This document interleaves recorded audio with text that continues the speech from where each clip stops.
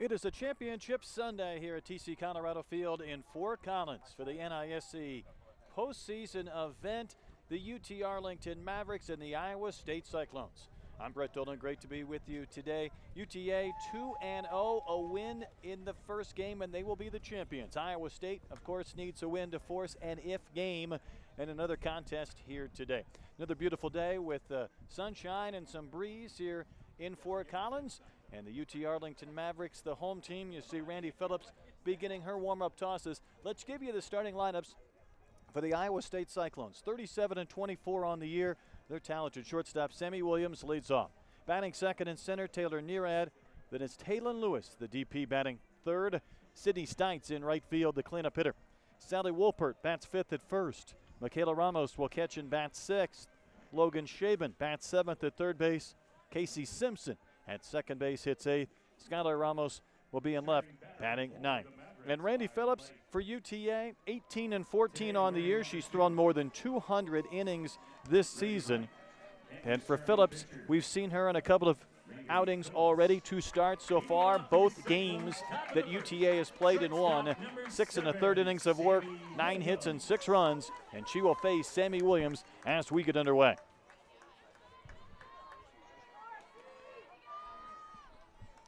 And the first pitch is a little bit low, and an appeal towards first, no swing. 4-man umpiring crew here in our championship game. Sammy Williams, though, 4 hits, including a couple of home runs already in this tournament, hitting .399 with 17 homers and 40 batted in, and she smokes one to left for a base hit. So that should put Williams at or above 400. She continues to swing a red-hot bat. Now batting, center fielder number 8, Taylor Nearad. And here is Taylor Nearad, and she had one of what has been a handful of tremendous clutch hits in this tournament. But Iowa State down to its final strike yesterday, about to be eliminated. She delivered a 3-run double that gave the Cyclones the lead, and they would win 5-2 over the Lions, and she will single to right field for a base hit. Earlier in this tournament, Williams and Nearad went back-to-back with homers to begin the game. They go back-to-back with singles to begin this one. And here is Taylon Lewis, the DP.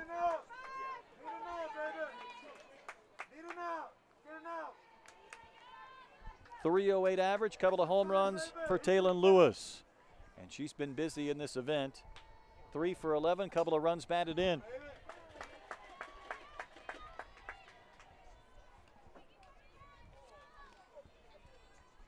Cyclones out of the Big 12, 7-11 in conference play.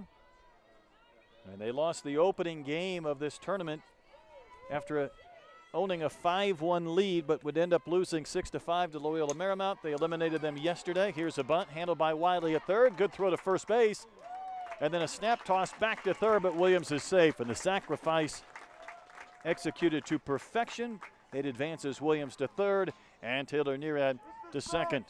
Right fielder number 4, Sydney Stites. And here is Sydney Stites, the right fielder.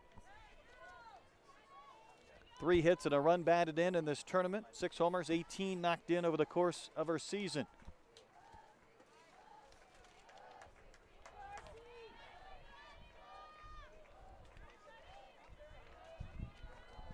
Phillips drew the start and the win yesterday for UTA as they defeated Loyola Marymount 6-3. They played just 1 game to advance to today, the lone 2-0 team. And she gave up just a run. It was in the first inning while striking out 5 in nearly 5 innings of work.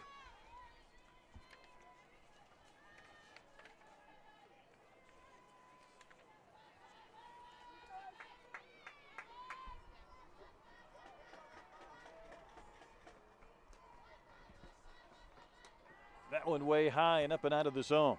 It's 63 degrees with sunshine as we get started a little bit after noon at Mountain Time here from TC Colorado Field, the first collegiate event in this facility and the 3rd year of this postseason NISC.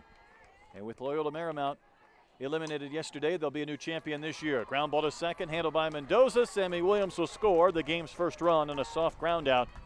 1-0 Iowa State, now 2 outs in the inning.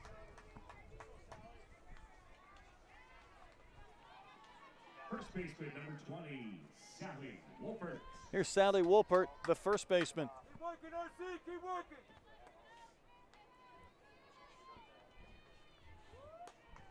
Wolpert 1 for 8 this weekend, a .290 average, and she will poke one into right for a base hit. It'll bring home Nearad, and the Cyclones have an early 2-0 lead. That contact almost sounded hollow as it was hit off the end of the bat and flared out towards right. Number 44, Michaela Ramos.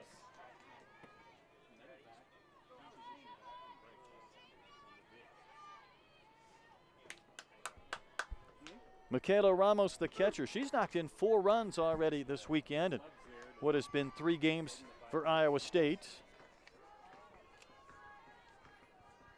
A couple of singles to begin things, a sacrifice, a ground out, and a base hit has produced 2 runs for Iowa State.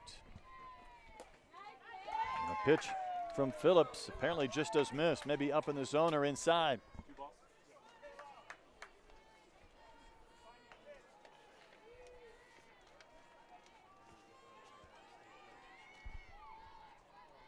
Mavericks breaking out their orange uniforms with blue pants today, and that one is poke foul down the right field line in very little foul territory here at TC Colorado Field, but we have seen just a number of sensational defensive plays. We've had 3 or 4 diving catches in the outfield. Iowa State alone has had a handful of tremendous plays on the infield with Williams and Simpson.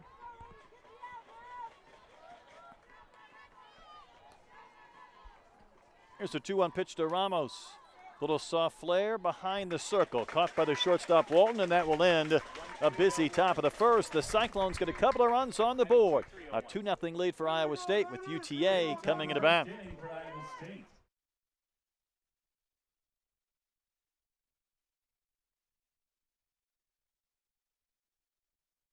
Triple Crown Sports Fast Pitch puts you at the most competitive and engaging tournaments in the nation. With decades of experience building relationships and trust at every level, Triple Crown is the engine behind the Colorado 4th of July, Zoom into June, and offers elite college events such as the Puerto Vallarta College Challenge and postseason NISC. Triple Crown is where skilled players enjoy the thrill of the sport and builds recruiting connections that pay off down the line.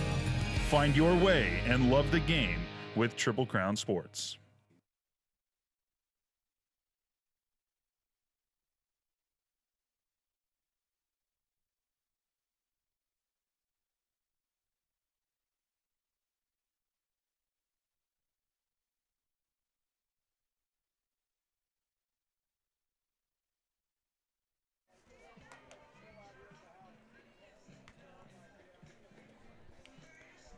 Cyclones put a 2 spot on the board in the top of the first, and the UT Arlington Mavericks coming into bat in the bottom of the frame. Here's the lineup for Coach P.J. Brune.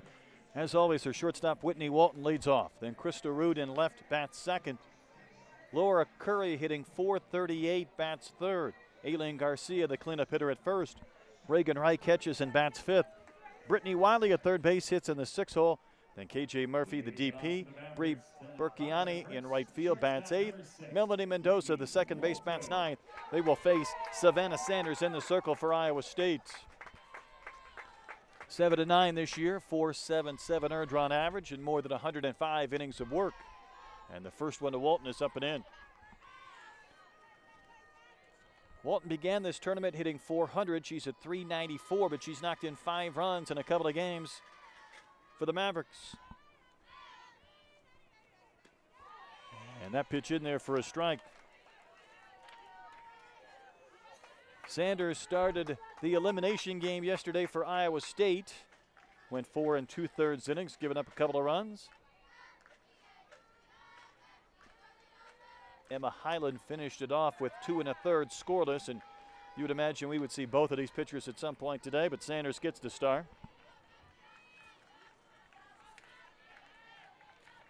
For Sanders, though, it was a busy day yesterday as Iowa State had to play the early and the late game, both elimination games. but went 6 innings in the first game against Liberty, 4 2/3 in the second game. So 10 2/3 innings of work.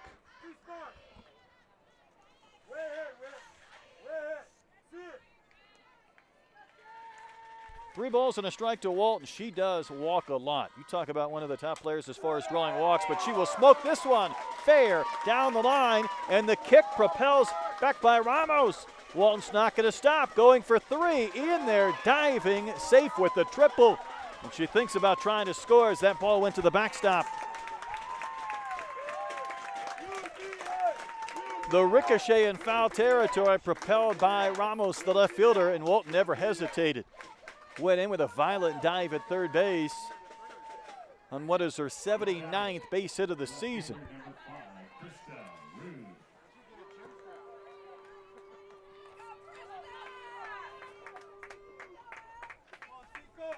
Here is Krista Rude. She did not see any action in day 1, but 3 base hits yesterday to extend her hitting streak to 14 games. She's also reached base safely in 20 straight, and you see the corners creeping in for Iowa State. Let's take a look at this triple. This ball was blasted down the line, but it's the ricochet off the wall in foul territory that kicked it back towards left field that met the extra base, and that was a strong throw, so strong it went over everybody's head to the backstop.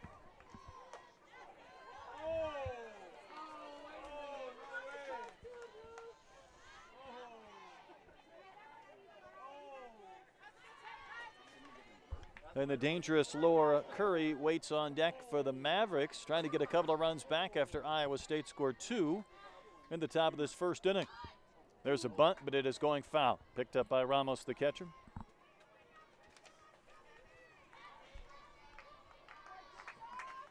For UT Arlington, they're now 8-5 all-time in this event. Last year they got to the championship series, but lost to Loyola Marymount 10-5. And then to Eastern Kentucky 8-6. It was quite a road just to get here in the Nacogdoches Regional at Stephen F. Austin.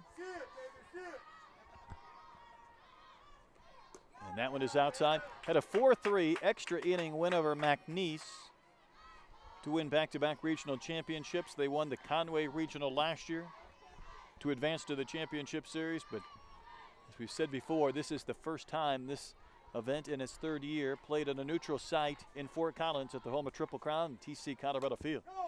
Right back to the circle, handled by Sanders. Had to hurry her throw to make sure Walton didn't try and score, and the Cyclones get the first out.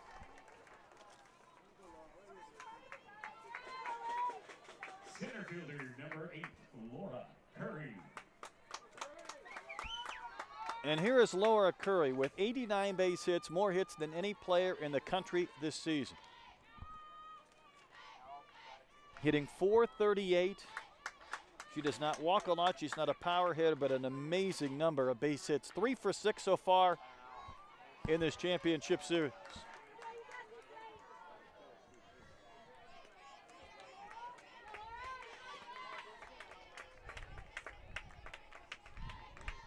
Leadoff triple for Walton, but a ground out by Rude, and now Curry trying to pick up at least a run for the Mavericks.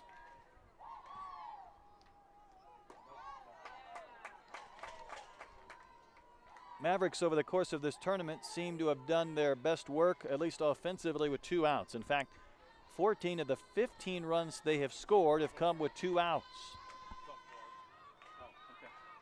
A chance to do so here with 1 gone if Curry can deliver, and that's popped up. Williams back. She'll make the catch. Curry shot to left, and Walton cannot tag, and now there's 2 outs.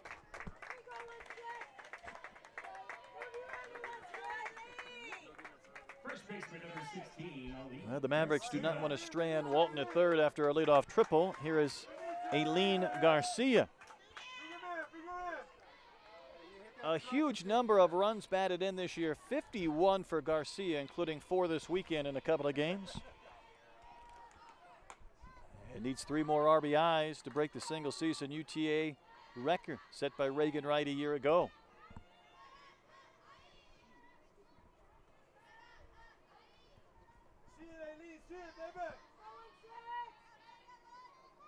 It's Savannah Sanders has had a couple of performances in this tournament where she has stranded some runners. That ball sent out into right center field.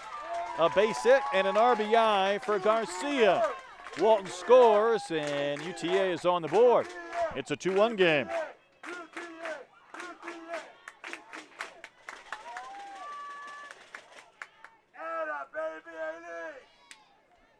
So RBI number 52. Raylene Garcia, another 2-out RBI, and this ball sent in front of the right fielder Stites on a bounce.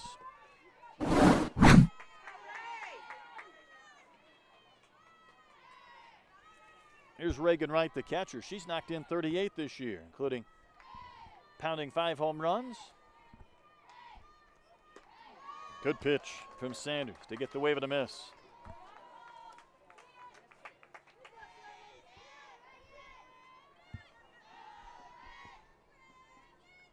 So a UTA win, and they will take the championship, an Iowa State victory, and there will be a second game here today in Fort Collins.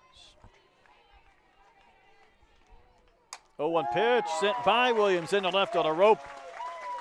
Right with the single. That is the 3rd hit for the Mavericks. And UT Arlington, having only played 2 games compared to Iowa State's 3, but they had 24 hits in their 2 games. 15 runs batted in, a .407 team batting average, and they did not have a home run and have not. And yet they pound the ball around the yard, and they've done so here in the first. Here's Brittany Wiley, the 3rd baseman. Good pitch for a strike over that inside corner from Savannah Sanders.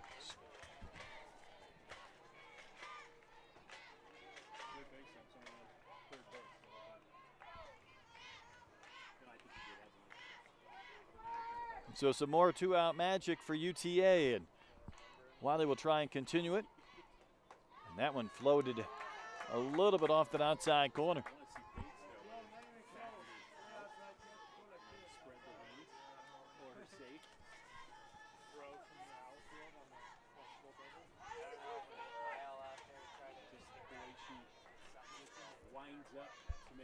The Cyclones 2 in the top of the first. The Mavericks have at least a run here in the bottom of the frame.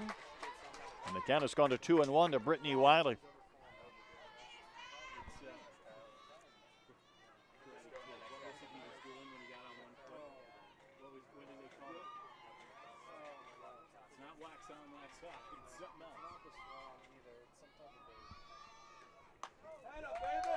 Well, this is a Mavericks team that can do a lot of damage with their bats. In fact, entering play today, they've scored 309 runs this season.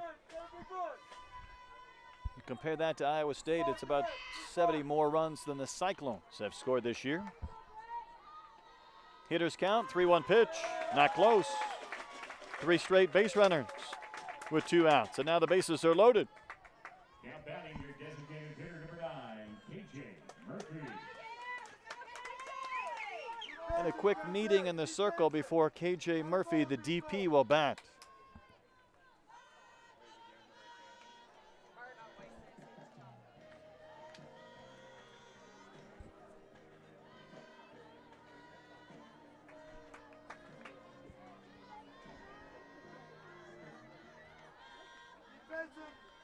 Murphy, a .261 hitter, 4 home runs, couple of hits so far in 2 games here in Colorado. Garcia right and Wiley, the 3 base runners for UTA.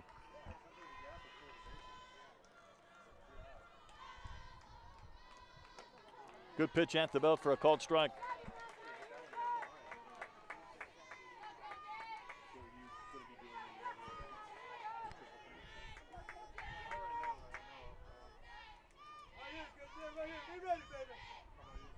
So Sanders needs to make some pitches. She works on that corner and just does catch that outside edge.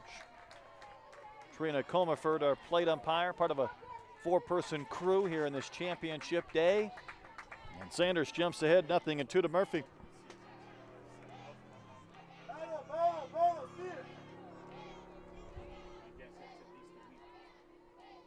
Two-strike pitch further off the corner.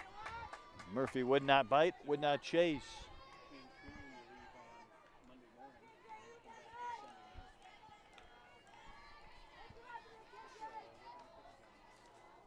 Liberty and LMU eliminated. Iowa State, UTA playing here on a championship Sunday in Fort Collins. It's also 2 hours difference. Little squibber back to the circle, and the flip to first retires Murphy. So the Mavericks get a run. They're on the board, but they left 3 runners on base. 1 busy inning in the books. Iowa State 2 and UTA 1. In the bottom of the first.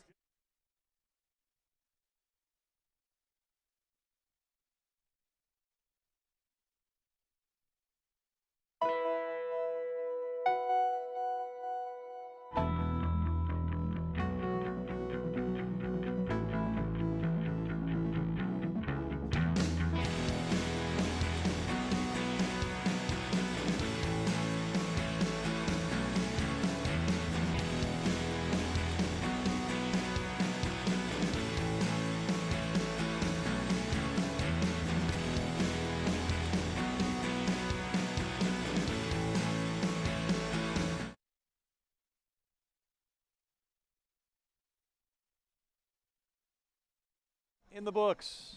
Iowa State a couple of runs in the top of the frame. The Mavericks with a run in the bottom.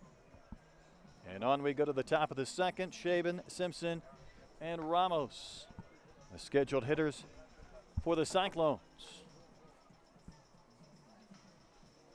Iowa State with their 2 wins yesterday, both the elimination games.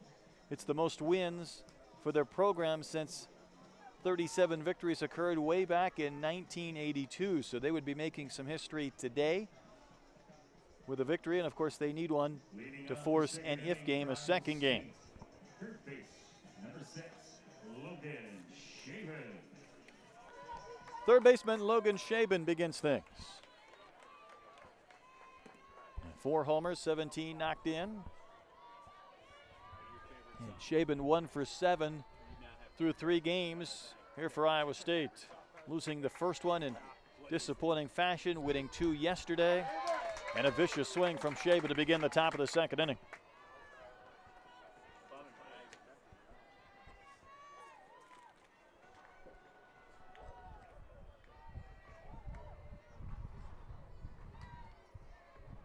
Next one from Randy Phillips, a little bit high. UTA has used Phillips, make a couple of starts. Henriksen was outstanding in relief in their come-from-behind win, and Ellie Gardner's saved a couple of games already for UTA.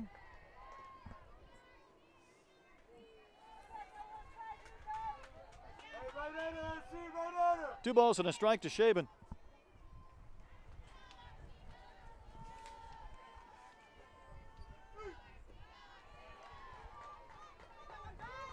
Iowa State was able to get back-to-back hits from Williams and Nearad to begin the first, and both scored. Mavericks got a run with 2 outs in the bottom of the frame, but also left the bases loaded.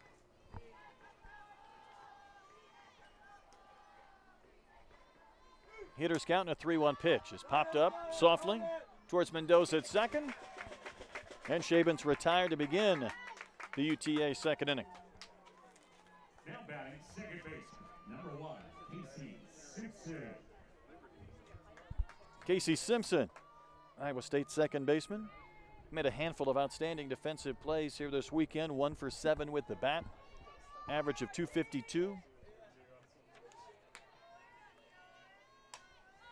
And she'll pop one up. It'll be back over the screen into the parking lot.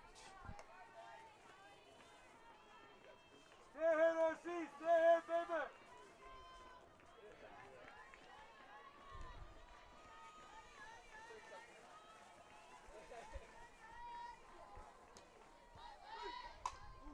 That one stroked softly but foul over the head of Coach Pinkerton and down the line.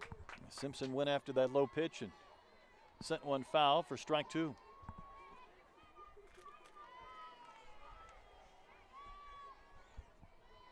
This is an Iowa State team that can pop the long ball. Their next home run will be their 50th.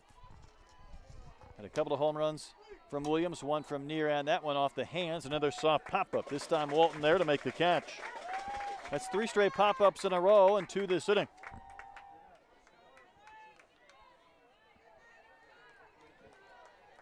And 2 gone for the left fielder, Skylar Ramos. Number 21, Skylar Ramos. She picked up her first hit of the season, a triple yesterday, so she's 1 for 9 and back in the lineup in left field again today. Ground ball chopped towards Walton. Her throw across is in time, and that will retire Ramos. And the Cyclones go down in order. We head to the bottom of the second. It's Iowa State 2, UTA 1. No one left on.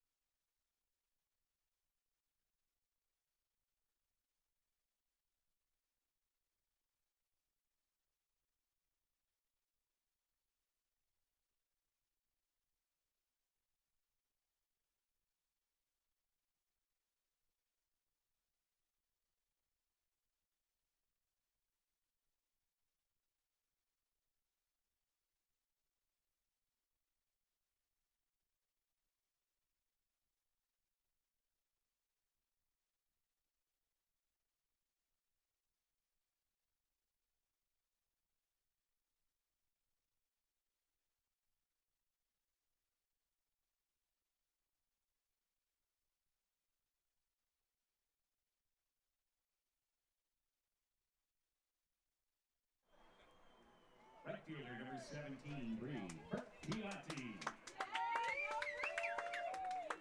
Here come the Mavericks on the bottom of the second. Bree Burkiani, the right fielder, leads off against Savannah Sanders.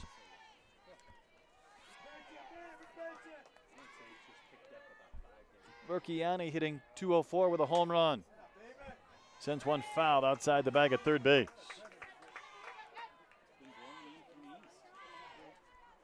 Sanders, the senior pitcher out of Tennessee, working in her third game. She gave up a run in the first and then a 2-out single, another 2-out base hit, a 2-out walk, but got the comebacker from Murphy to leave the bases loaded.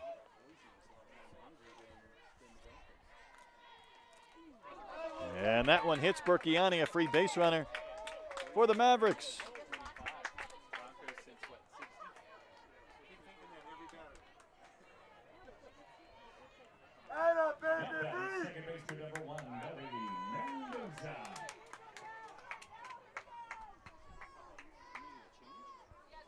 Coach Pinkerton talks with our plate umpire out of the Iowa State dugout, has this lineup card in tow, so I'm not sure if he's ready to make a change in the circle already. We talked about the length of outings Sanders had yesterday, 10 2/3 innings over the course of 2 starts.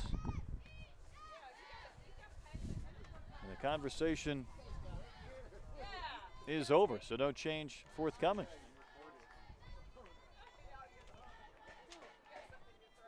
Here's Melanie Mendoza, second baseman for UTA. She has 3 hits and 5 at-bats this weekend. .217 average, couple of home runs.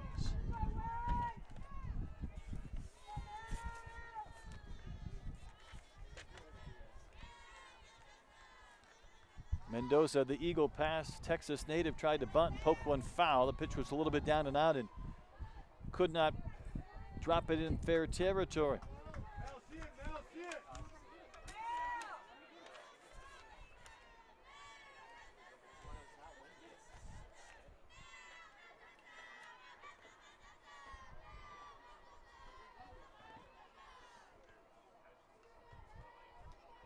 And that one is just torched, but bending foul by a few feet.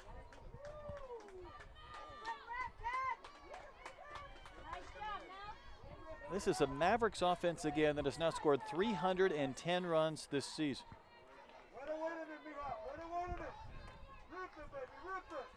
Came into this weekend with the second most runs scored in a season in program history.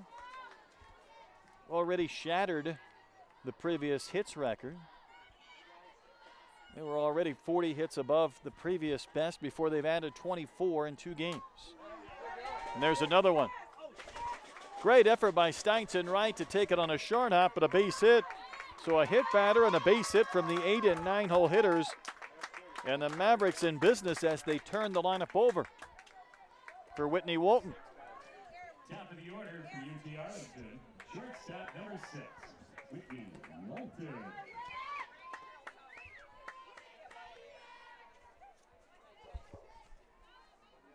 Walton tripled down the left field line to kickstart the UTA first inning. She would score on a base hit from Garcia with 2 outs. And that one came in around her belt. Walton 3 for 9 this weekend. She's up to 79 base hits. So she has 79.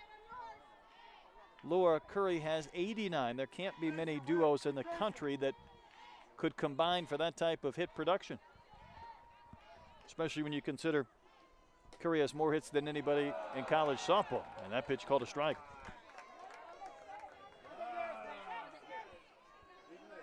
Even the scoreboard operator thought it was a strike. No, I didn't. No, I didn't. It was a figment of your imagination.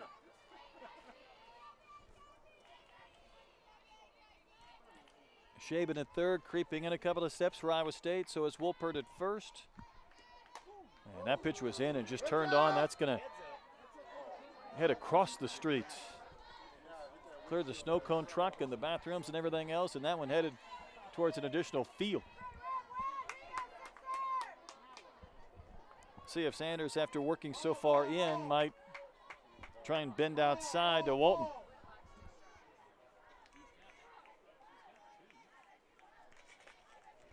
I think we need a couple of new softballs for our plenipire, Trina Comerford.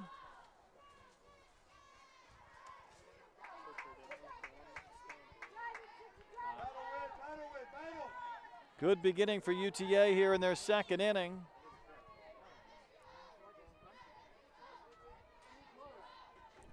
Big batter for Savannah Sanders in the circle for Iowa State.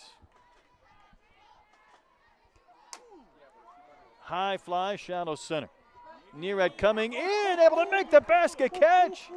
Had she thrown back to first, she may have been able to double off Mendoza.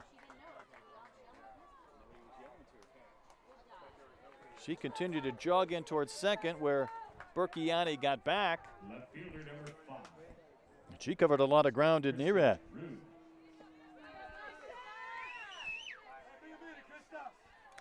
Here's Krista Rude. Tapped back to the circle in the first. We have seen Rude's speed beating out routine ground balls or bunts. Squares here to try and draw the infielders in even further.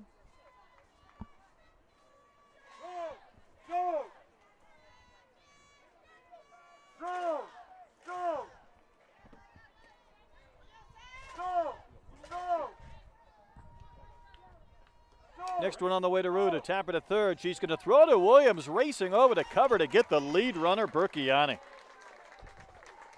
That's kind of a tricky play or a throw, but executed by Iowa State. You don't see many 5-6 plays at third base. Center fielder number 8, Laura Curry. This puts the Mavericks in a position where they have done most of their damage. 2 outs, trying to score another 2-out runner. 15 of their 16 runs have come with 2 outs. And here is Laura Curry. Popped to short an inning ago. The next hit for her will be her 90th of the season. And that one's upstairs. Let's go, baby. But after leaving the bases loaded in the first, you know UTA doesn't want to strand a first and second, nobody out scenario and not score in the second inning. Curry starts with those hands up above her helmet, taps one back to the circle, and the inning will end on the play from Sanders to Wolpert. And Iowa State gets out of the threat. A hit batter and a couple of runners left on. We go to the third inning. It's Iowa State 2, UTA 1.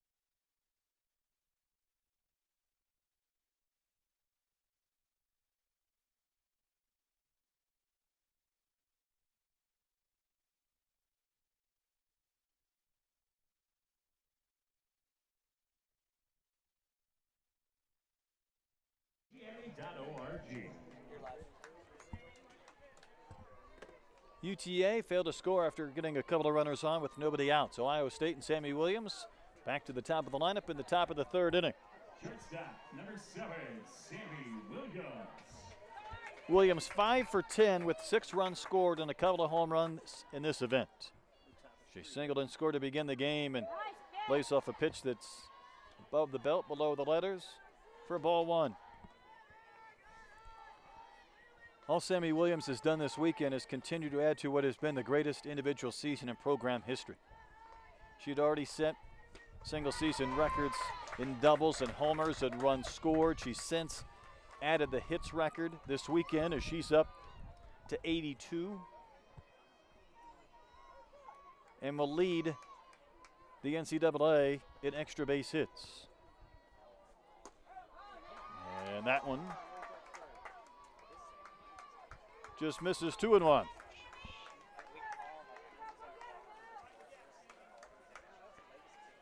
In fact, yesterday, with a couple of runners on base, LMU intentionally walked her in the 7th inning to load the bases, put 2 runners in scoring position, rather than pitch to her, and then Taylor Neram with 2 outs and 2 strikes delivered a 3-run double to center field, which turned what could have been a loss into a win for Iowa State, sending them into this round against UTA.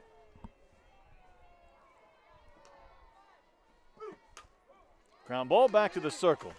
Fielded by Randy Phillips. And Williams retired to begin the 3rd inning.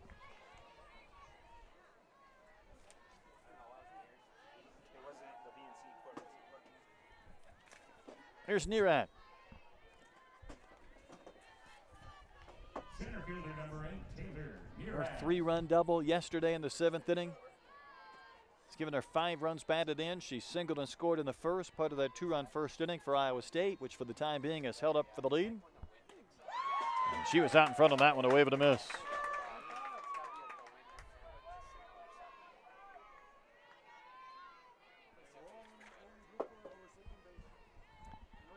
We have not had a ton of left-handed batters over the course of this weekend. Nearhead one of those. She's going to try and bunt.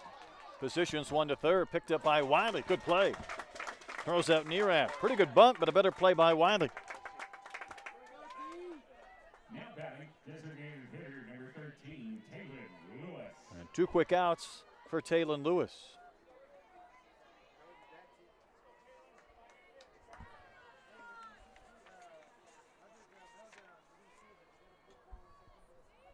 Lewis dropped down a bunt, a sacrifice back in the first after 2 reached in front of her. She's up there now with the bases empty and 2 outs. Took a big rip at that pitch from Phillips.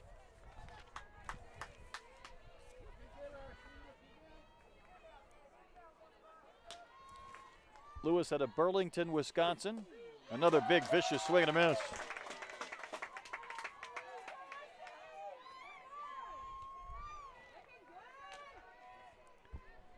Got a Sun Belt Big 12 matchup here today for 1, potentially 2 games. And UTA has played 6 games this year against Big 12 opponents. They defeated Baylor twice and Oklahoma State once. Lost twice to Texas Tech, once to the Texas Longhorns.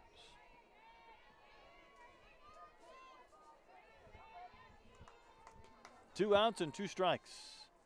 And that one hit off the railing in front of the Mavericks dugout.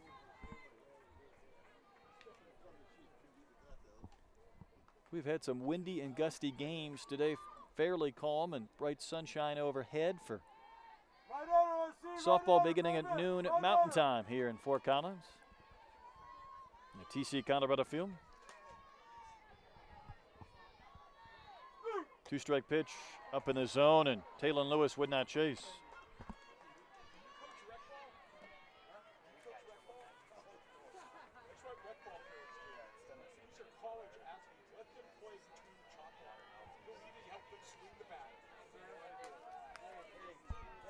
Lewis begins from that bunting position and then watches that one finish neck high. It's 2-2. You're exactly right.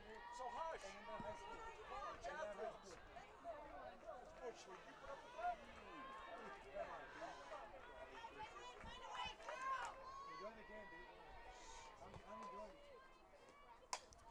That one hit a mile in the air to left field. Rude underneath it will make the catch and end the inning. So Iowa State goes down in order for the second straight frame. We go to the bottom of the third. Cyclones 2, Mavericks 1.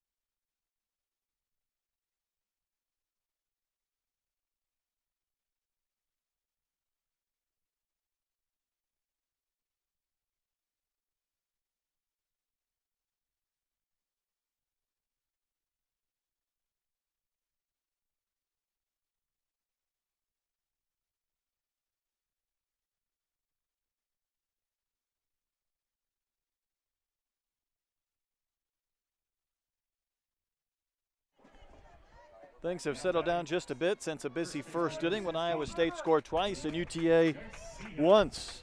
Mavericks bat at the bottom of the third. Aileen Garcia leads off. She had the RBI hit for the Mavericks in the first, giving her 52 runs batted in. Facing Savannah Sanders, and that one torched but foul outside of third and past Coach P.J. Brune. UTA has made the most of this experience. The first day when they got into town, they did something I suppose you need to do in Colorado. They went hiking. And then day two, they did something maybe we should all do. They went to play laser tag. So they've enjoyed a couple of days before this tournament locked in. But they've only had to play 2 games compared to 3 for Iowa State. Check swing, but our plate umpire, Trina Comaford, said she offered, and that's a full swing. And it's 0-2.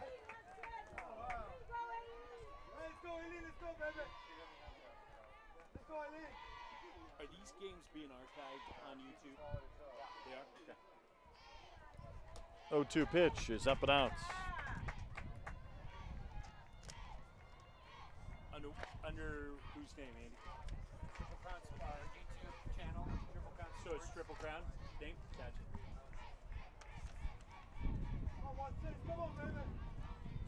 So Sanders, after 10 2/3 innings of work yesterday, right back in the circle today, trying to get through 3 innings with the lead. And we would imagine at some point we would see Emma Highland. Question of when. And since that first, she worked around a couple of base runners with nobody out last inning. Set down Walton, Rude, and Curry. Now getting 4, 5, and 6 here in the third. Right back to the circle again. Sanders has handled a few of those. She retired Curry to win last inning, Murphy to win the first inning, and Garcia to begin the third inning. Catcher number 77, Reagan Wright. Here's Reagan Wright, the catcher. She's 4 for 8 so far, and now 3 games for the Mavericks.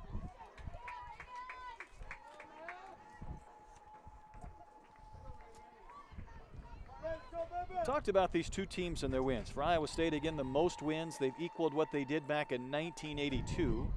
For the Mavericks, with a couple of wins this weekend, they've surpassed what the 2017 accomplished with 34 wins.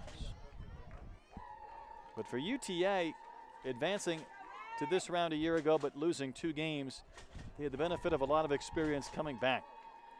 9 returning starters. Only starter lost was the second baseman, Mendoza. So these players have been used to this experience, but after losing 2 games last year, winning 2 this season, needing 1 more then to win the NISC championship.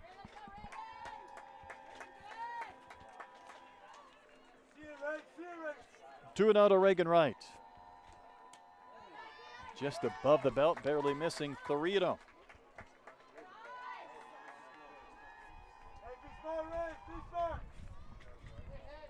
Wright has driven in more runs than any player in UTA history. Before this weekend, 25 multi-hit games this year. And taking 3-0, and that one just missed. Base runner for the Mavericks with 1 out.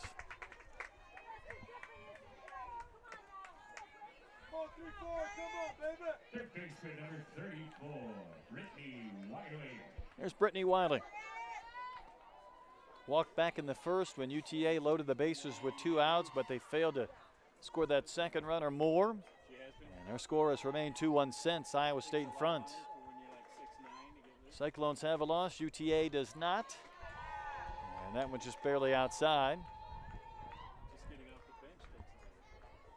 But again, the Sun Belt and Big 12 represented after Liberty and LMU have since been eliminated here in the 2019 NISC. And that one tomahawk towards Shaven at third. An easy play for her. She'll go to first to retire her counterpart. Wiley is right, advances in a scoring position, but now with 2 outs.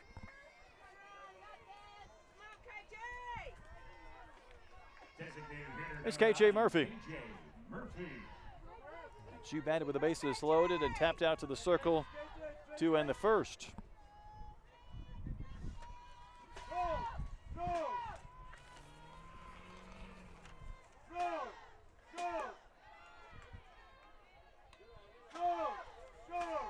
Murphy, a sophomore from Baytown, Texas, in the Houston area, Goose Creek High School.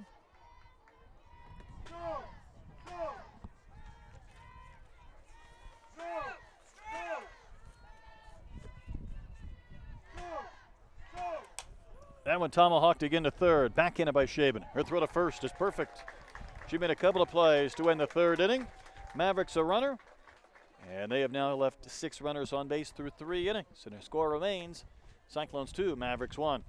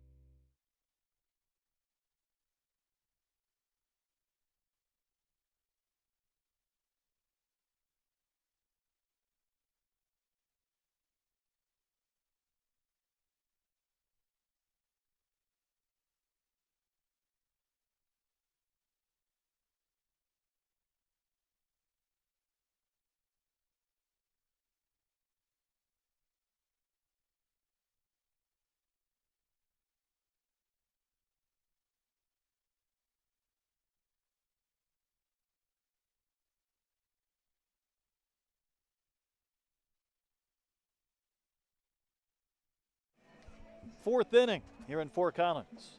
Iowa State a couple of runs in the first. The Mavericks with 1 in the bottom of the frame. It's a 2-1 Cyclones lead. And again, Iowa State needs to win to force an if game here on Championship Sunday at the NISC. Here's Sydney Stites. She drove in a run with a ground out back in the first. Plated Sammy Williams with the game's first run.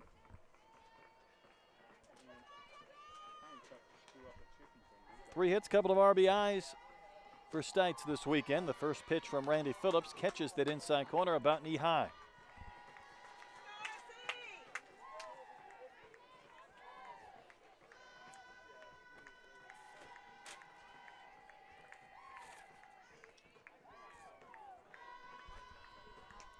Wide open stance for Stites. Clubs one to center. Curry back with room, nearing the fence. And she makes the catch. That ball was hit well. And Curry tracked it down. Now batting first baseman number 20. Here's Sally Wolpert, the first baseman. Wolpert. And she had an RBI single in the first as Iowa State built a 2-0. There's this fly out to center, and Curry got to the spot, didn't have to worry about the fence. And that one hook foul. Wide of third off the bat of Wolpert.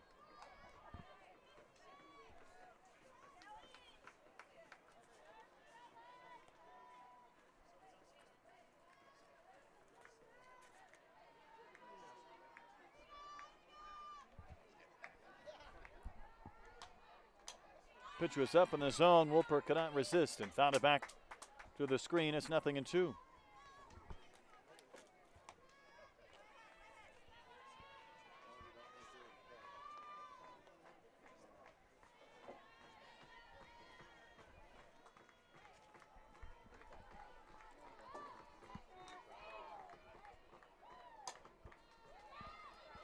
Out towards shallow right, and it is the right fielder, Burkiani, came racing in. It was better angle for her than Mendoza, even though it was very shallow, but right fielder Burkiani made the catch. That's now 9 in a row set down by Randy Phillips. Ever since the Wolpert single back in the first.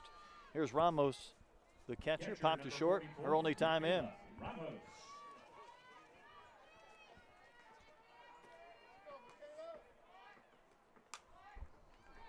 Knocked down by Wiley at third, and make that 10 in a row. Set down by the Mavericks and Randy Phillips. And the Cyclones quietly done in the top of the fourth inning. We go to the bottom of the frame. Iowa State 2, UTA 1.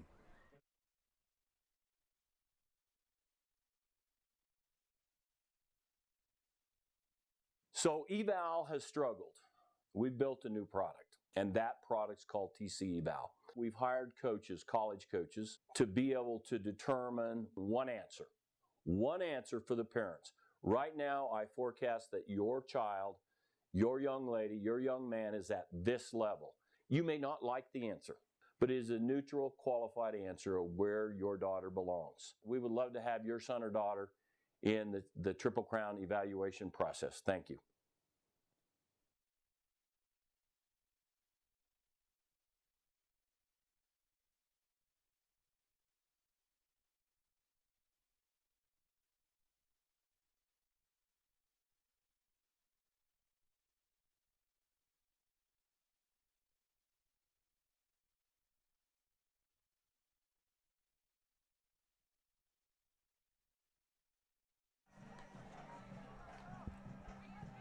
They've been there all week.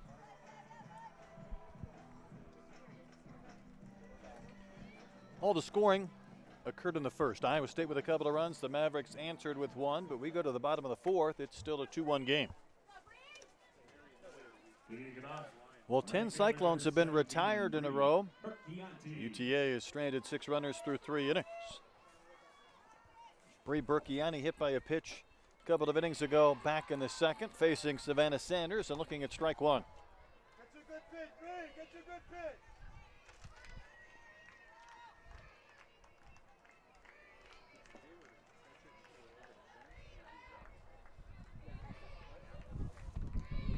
Wind picking up just a bit as we get deeper into this game. A game that UTA can win and clinch the championship, and again Iowa State would have to win this game to force an if game, a second game. Following this one.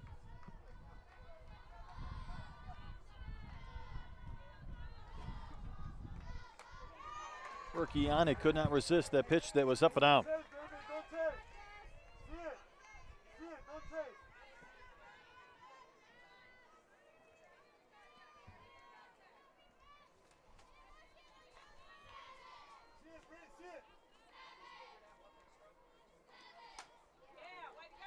This time under the glove of Sanders and flipped by Simpson, but not in time. Sanders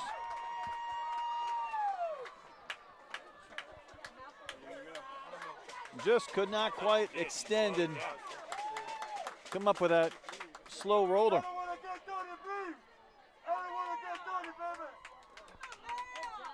So Burkiani on to begin the bottom of the fourth inning. Take a look at this again. Once this ball got by the circle, slowed down just a bit. That flip was not near in time, and the dive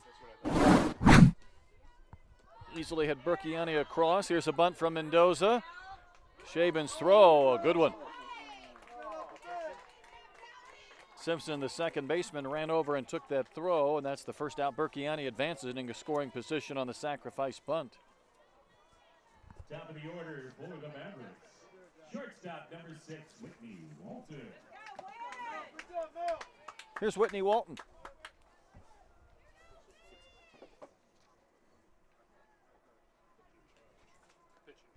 And Iowa State now will make their pitching change. We've talked about Emma Highland and how she threw the complete game in the loss to LMU in the opening game. And yet how she came in to throw 2 1/3 innings of scoreless baseball, giving up 1 hit. And earning the victory, her 19th, as Iowa State, down to their final strike, ended up scoring 4 times in the 7th inning to defeat the Lions 5-2. And Highland will enter here. 19 wins, 3 saves on the season, and a 2.79 earned run average. She has thrown an even 188 innings this year and struck out 116. Opponent sitting at a 249 clip against her, so she's going to replace Sanders with a runner in scoring position. The tying run with 1 out in the bottom of the 4th inning. And back to the top of the lineup for UTA, Walton, Rude, and then possibly Curry.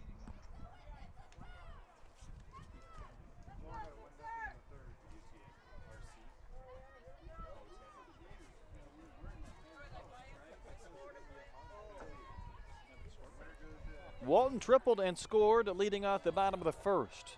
That is the lone Mavericks run. That pitch just does miss down and out. 3 hits for Whitney Walton this weekend. She began this series hitting .400.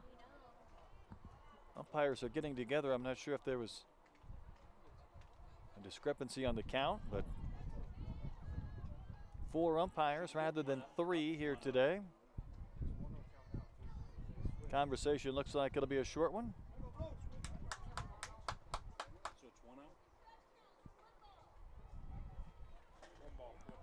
And the count is 1-0. I do too, but she held it up.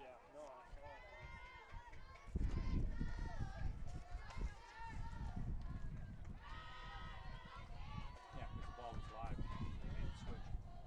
Wind's picking up, blowing towards left. That one squirts out of the glove of Ramos, and Burkiani will take off to third and make it without a throw. It's a big extra base. Tying run at third with 1 out. Corners may have to creep in a little bit further to guard against some small ball and Whitney Walton. Pass ball on Ramos.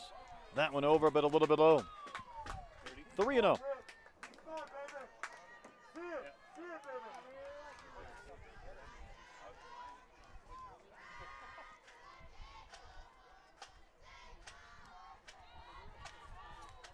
So Highland has misfired in her first 3, and that one she pops in at the belt for a called strike.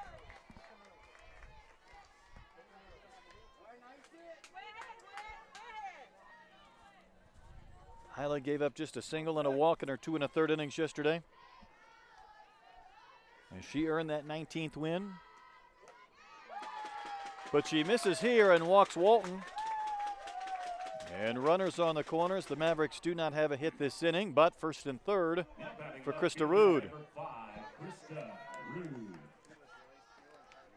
We'll see how Iowa State wants to play this defensively. Rude has tremendous speed. We've seen her been able to beat out bunts or soft rollers. And of course, where a ball put in play might just score. Burkiani or force the infield to make a rushed throw. Coach Pinkerton will head out to the circle and talk this over with his infielders, his catcher, and his pitcher, Highland.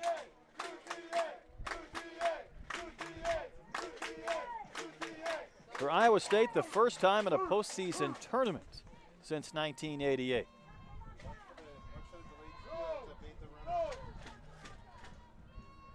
They win 3-0 the Ames Regional. They defeated South Dakota, then Purdue on 2 different games.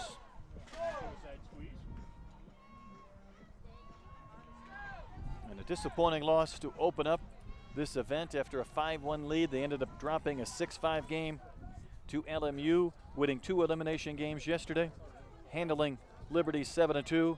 A late rally to defeat the Lions 5-2. They've had the lead throughout, but the Mavericks have a chance to change that.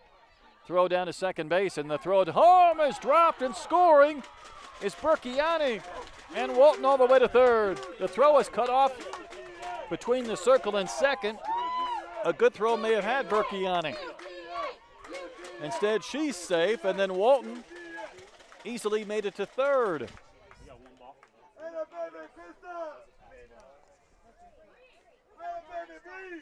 So defensively, Iowa State has not helped their cause in this fourth inning. Mavericks have a run without a hit. Another runner at third. Let's take a look at this again. Throw was a little bit wide off the glove of Ramos to the backstop. And Krista Rude now trying to put her team in front for the first time.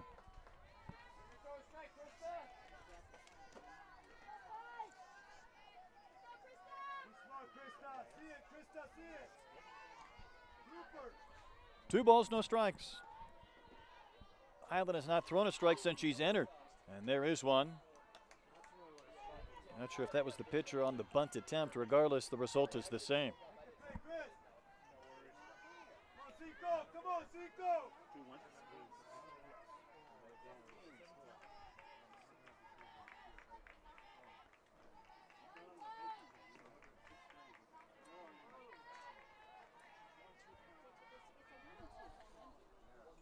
Now Coach P.J. Bruin wants to know about the count.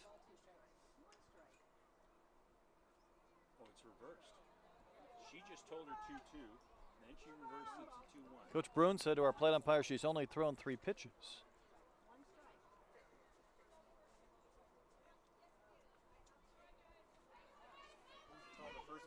So I believe it's 1-2 rather than 2-1.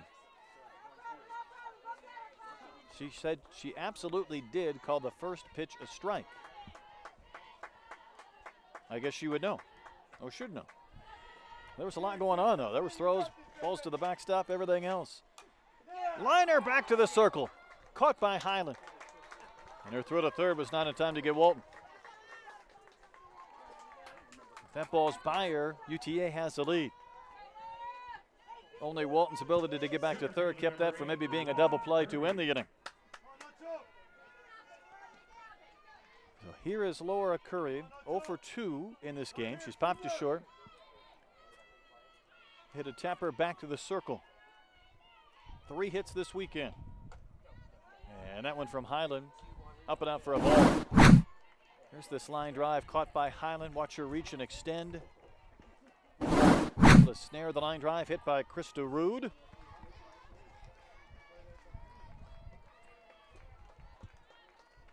Iowa State once led 2-0. Now it's 2-2, and Curry trying to change the score again for UTA.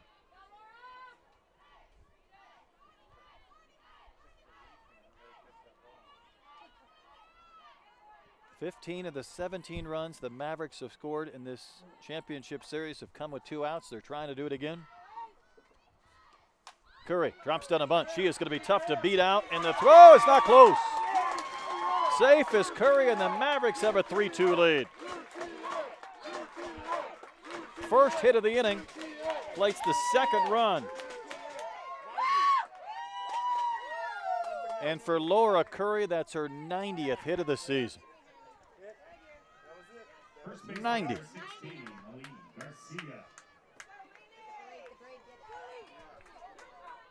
Here's Aline Garcia.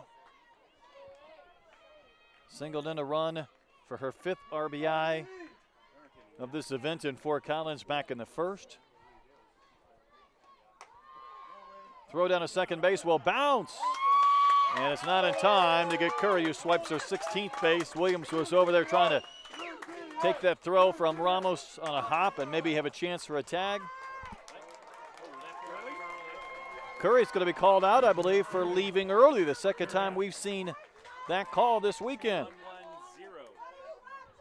So the inning ends. UTA gets a couple of runs on 1 hit, 2 errors, and they do not strand a runner. Innings, new score. It's the Mavericks 3 and Cyclones 2. One hit, there was an error.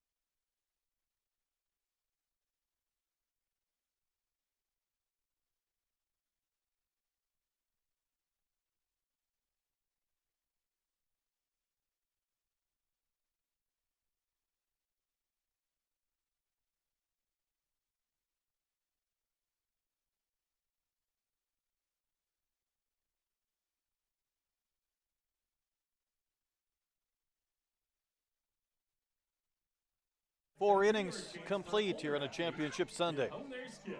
In the postseason NISC, the National Invitational Softball Championship, Mavericks have scored the last 3 runs in this game, including 2 in the 4th inning on just 1 bunt hit, and it's 3-2 UTA. So Randy Phillips back to the circle for the first time today, working with the lead, and she will face Shaban, Simpson, and Ramos for Iowa State. Shaban popped up to the second baseman, Mendoza, her only time in. And Phillips just misses with her first one here in the 5th inning. Batsman number 6, Logan Shaban. Randy Phillips has retired 10 straight Cyclones, going back to that first inning. And that one popped up, but it'll be back and out of play. Nearly took out a couple of youngsters with snow cones in tow.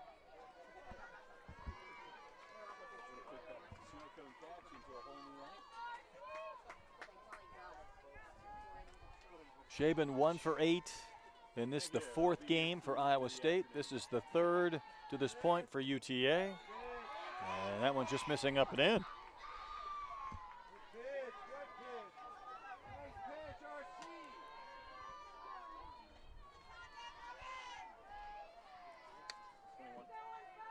Cyclones, though, in their last game, their elimination game last night, and today they have not hit a home run, which is a big part of their arsenal. With 48 this season. They started the first game yesterday with back-to-back home runs, their first 2 batters in Williams and Nearad. 2-2 to Shaban. A wave and a miss, and that is 11 straight set down by Randy Phillips in the circle for UTA. Batting second baseman number 1, Casey Simpson. And here is Casey Simpson for Iowa State. Second baseman who popped to short. Take a look at this last strikeout. You see the wave of a miss from Shaban. Tapper foul wide at third base. Past Coach Pinkerton.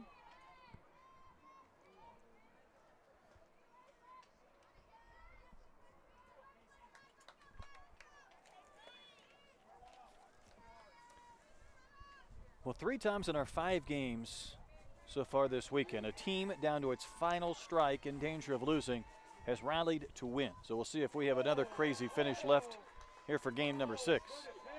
In 2 of those 3 games, team had never led all game down to its final strike and then comes back to take the lead and win. Ball that a strike to Simpson. Looked like Trina Comerford wanted to call that a strike, but a little bit in, a little bit low, and it's 2-1.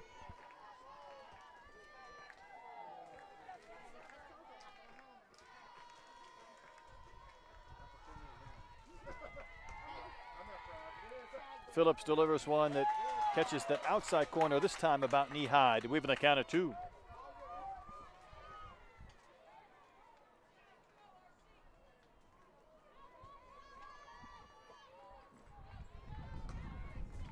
Last base runner for Iowa State was Wolpert, who singled in the first. That drove in the second Iowa State run, a 2-0 Cyclones lead, and since then UTA has scored 3 unanswered. Get towards the later innings, start to count the outs. Once the team gets a lead, and UTA finally enjoying one of those. Here's a payoff pitch, and it misses. So Simpson will walk. First base runner for Iowa State since the first. And it also means Sammy Williams might bat this inning, barring a double play, as Skylar Ramos, the 9-hole hitter, is in.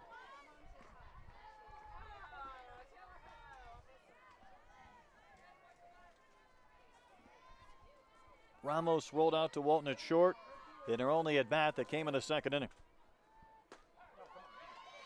First pitch strike to Ramos.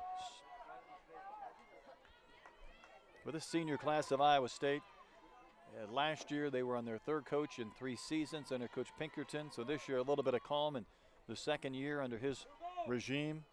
First winning season since '95, and again their first 30-plus win campaign since '89. And they don't want this to end here. They want to force at least one more game. Try and do it the hard way after losing their first game to LMU and then coming all the way back to force the if game. That one is off the corner again, 2-1. It feels like maybe Phillips a little more willing to try and drift off that outside edge, see if she can get some calls or some chase swings, and she is not. So she's fallen behind hitters here in the 5th after striking out Shaven to begin the inning. Good pitch there. My goodness, that looked like the best of the bunch. Count 3-1. Shortstop Whitney Walton came in to say something before the next pitch. Of course, no pitcher wants to walk the 8 and 9-hole hitters, but when Sammy Williams looms on deck, maybe one of the best players in the country, you really don't want to walk back-to-back hitters with one gone. And that is indeed what has happened. So a couple of runners for Sammy Williams.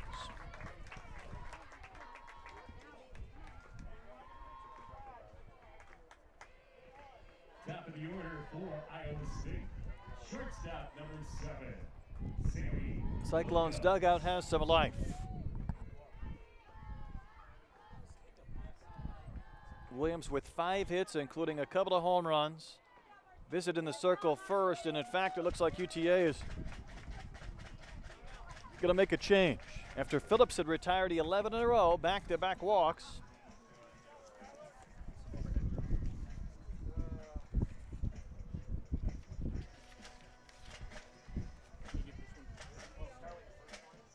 And we'll see what indeed UTA wants to do. Nothing else probably worth the visit to talk about how you want to pitch Sammy Williams.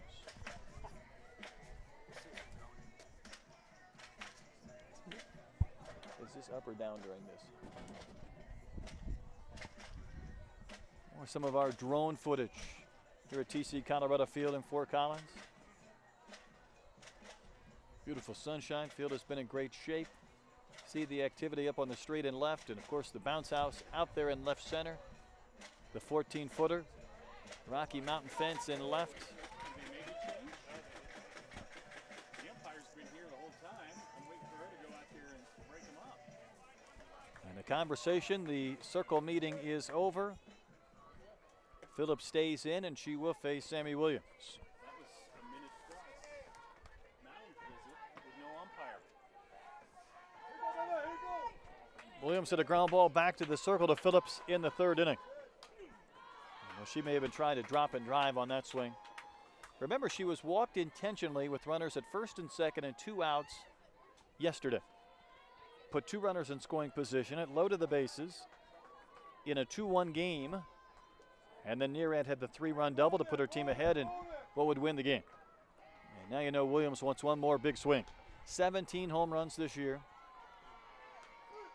And that one is off the corner. Snap throw down to second. Not in time to get Simpson, who scrambled back in under the tag attempt from Mendoza.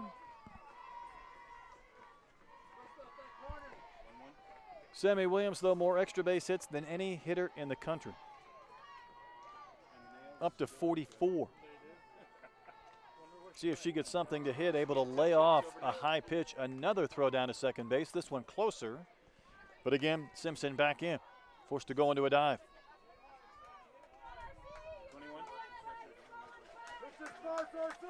With a couple of home runs this weekend, Sammy Williams now with 37 career long balls. She's worked an advantage count. And that one a little bit low. And it's 3-1.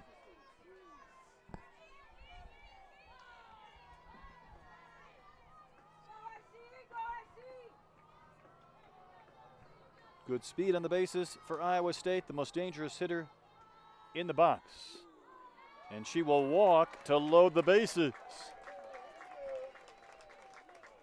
And here comes Nearad.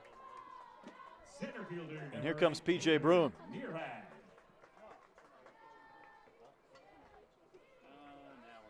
And now indeed UTA will make a change in the circle. 11 straight retired, then 3 straight walked. And Allie Gardner, who's saved a couple of games already, the first 2 games for UTA, comes on maybe looking for an extended save situation here.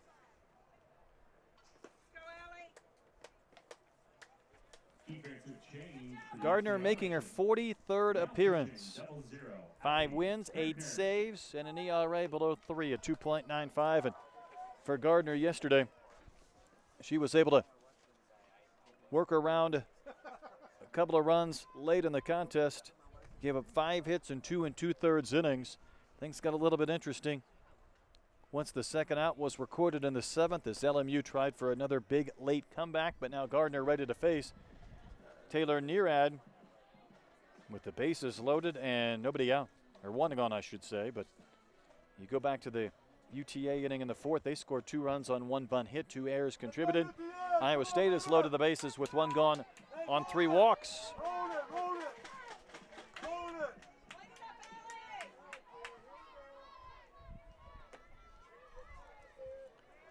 So Nearad with the bases clearing double in the 7th yesterday. Bats with the bases loaded, 1 gone in the 5th this afternoon. Hooks one on the ground to first. Garcias throws home in time, back to first, and the ball kicks loose, and a run will score.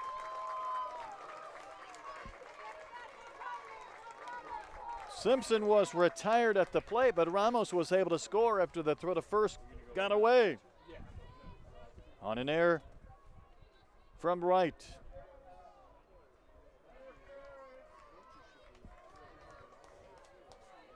And Nearad held at first. Sammy Williams scampered to third.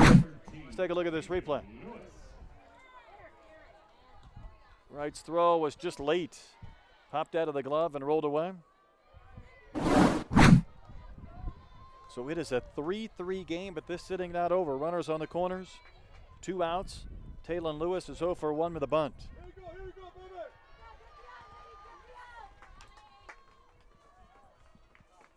Next one from Gardner.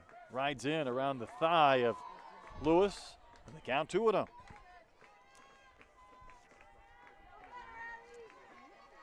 Just had the feeling even early that we might be in line for another wild finish, couple of lead changes late in the game, who knows? Pitch called a strike. Wright tried to bring that back and frame it just a bit. 2-1. Cleanup hitter Sydney Stites on deck if Taylon Lewis can prolong this 5th inning.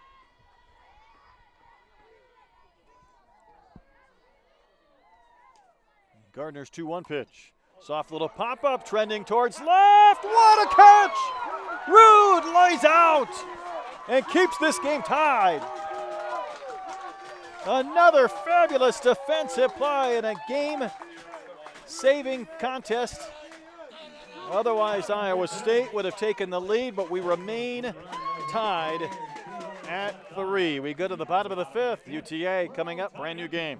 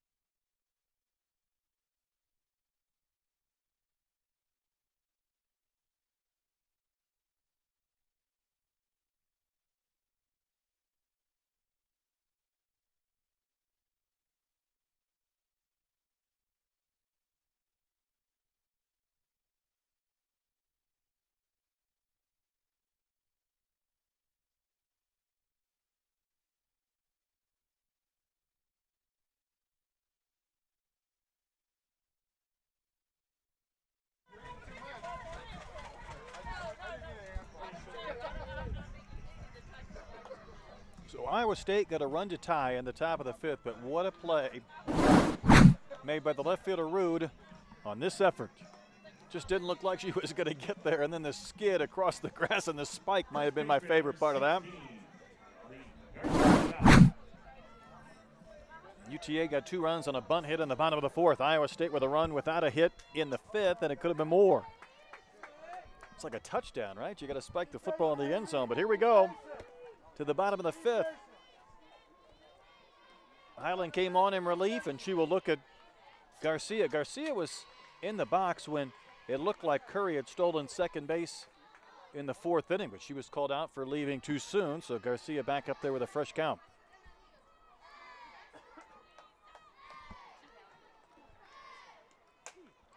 And that one sent foul by a few feet down the right field line. 4, 5, and 6 due up for the Mavericks here in the 5th inning. We make a compilation of some of the great defensive plays. We would have 5 or 6 outstanding efforts in the outfield, handful of tremendous plays on the infield dirt as well, but that play by Rude kept this game tied.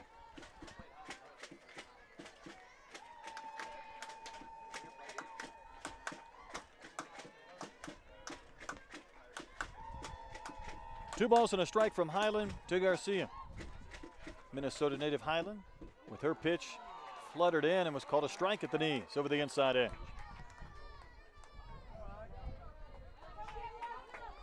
Two balls, 2 strikes.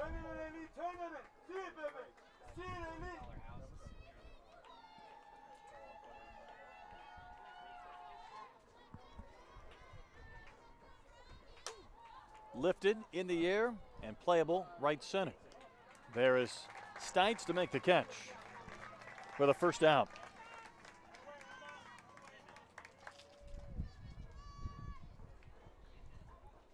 Now batting the catcher. One gone for Reagan Wright. She's been on base 2 times, a single and a walk. 4 for 8 so far this in the 3rd game for the Mavericks here in Fort Collins. Championship Sunday. The postseason 2019 NISC, the National Invitational Softball Championship. TSC Colorado Field in Fort Collins, our site. This is game number 6 this weekend. And we'll see if there should be a game 7 for that to occur a little bit after this one. Iowa State would have to defeat UTA.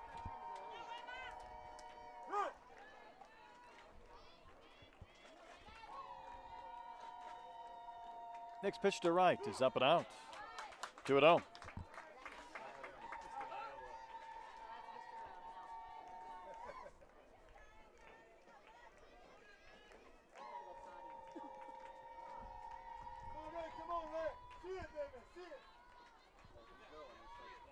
Next one from Highland is hit sharply in the ground. A few bounces right to Simpson. Very good defensive second baseman. She'll throw out right.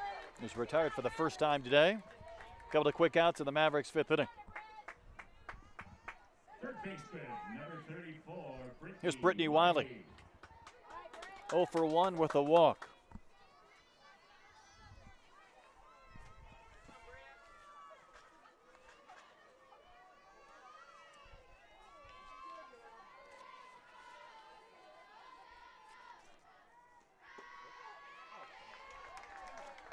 And Wiley looks at a first pitch strike from Highland. Highland walked the first batter she faced. There was the double steal that went awry with a throwing error as well that contributed. Before long, Iowa State was down. Cyclones got to run back in the 5th to tie, and that's why it's even at 3.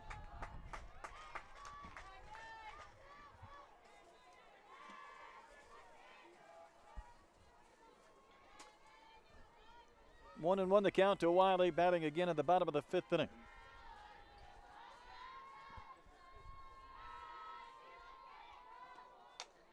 Soft dribbler to third, right to Shaban. This inning is over quickly. Mavericks go down 1-2-3. We go to the 6th inning. Iowa State and UTA tied at 3.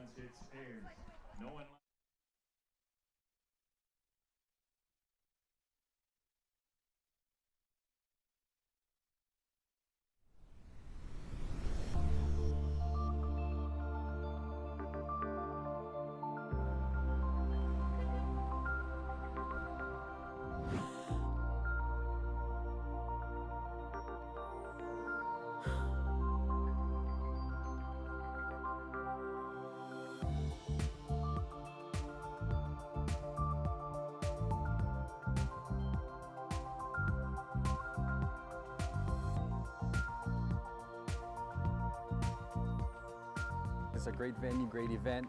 Triple Crown does a great job.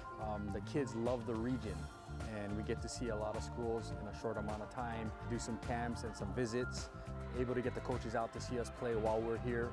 It's a great opportunity for the kids. We've got more and more kids trying to get into college. I'm just happy that we're able to provide a venue, especially up here in the Northwest.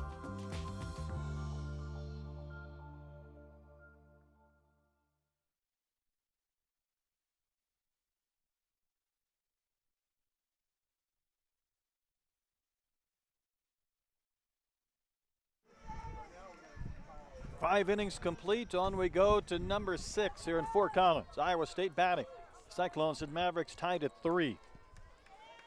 It'll be Stites, Wolpert, and Ramos, 4, 5, and 6 to up against Gardner, who came on to get the final 2 outs last inning. And she is the closer on this Mavericks team, but now trying to keep this game tied, and she delivers a first pitch strike to Stites. That's an RBI today, but it's 0 for 2. Everybody in field, everybody! Get it up, let's get it up! Get it up! 3 hits for Iowa State, 5 for UTA. And there have been 3 combined errors in this contest.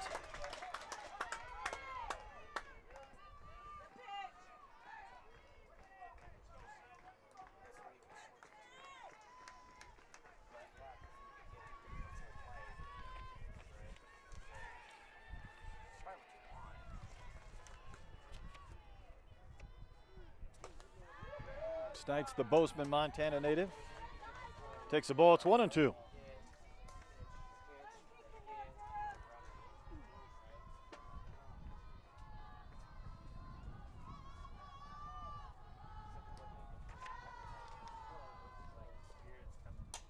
She'll swing and lift one to very playable right field. In fact, Berkiani took a couple of quick steps in and was there waiting for that fly ball and makes the catch.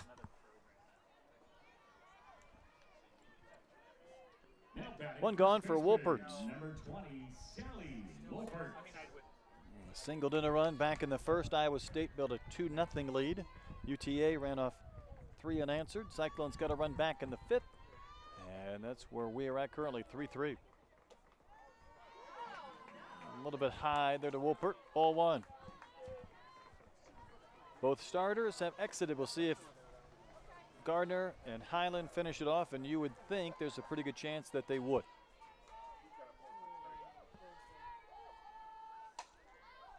Mile high fly ball.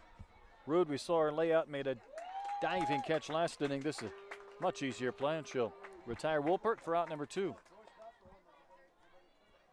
Now batting catcher, number 44, Michaela Ramos. Here's Michaela Ramos, the catcher.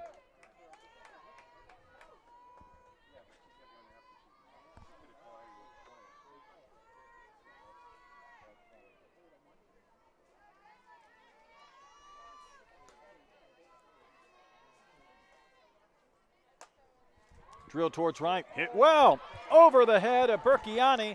It's going to go to the fence. Ramos will cruise in a second and slam on the brakes with a 2-out double. Well, she got that one up and over the head of Berkiani to the wall, and the Cyclones have some 2-out life in the 6th. With the third baseman, Logan Shaban. Let's see this work again. Paul just had no chance to be caught up off the fence. Played back in nicely by Berkiani. Ramos was probably not going to risk making the 3rd out at third base.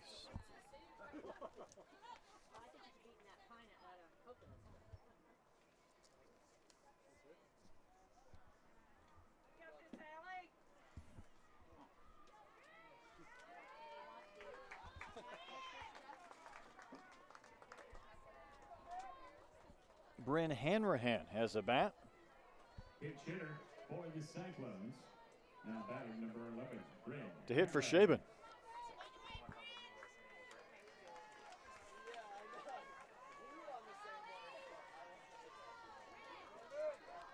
Hanrahan is 1 for 16 this season.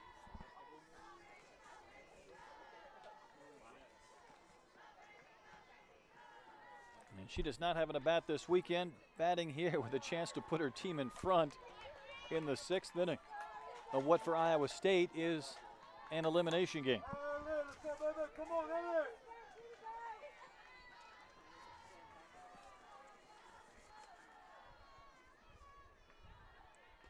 One to Hanrahan. Able to get a piece and foul it back. She's a sophomore from Iowa City.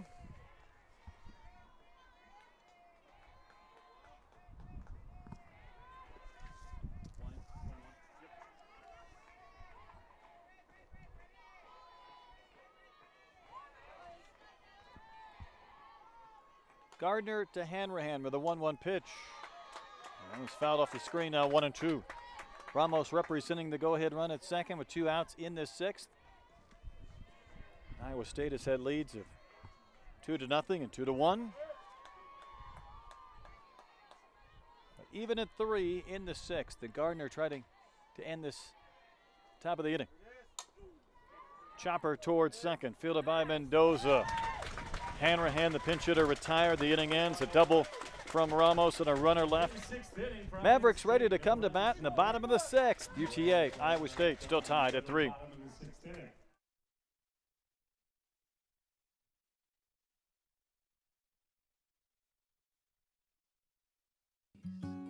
Days like this are getting harder to find. We're long on life, but short on time. When I get a chance to kick back and unwind, I live for Myrtle Beach days. Myrtle Beach days got blue in the sky, not a care in the air, ocean breeze blowing by. Just sitting on the sand, soaking up the sunshine. I live for Myrtle Beach days.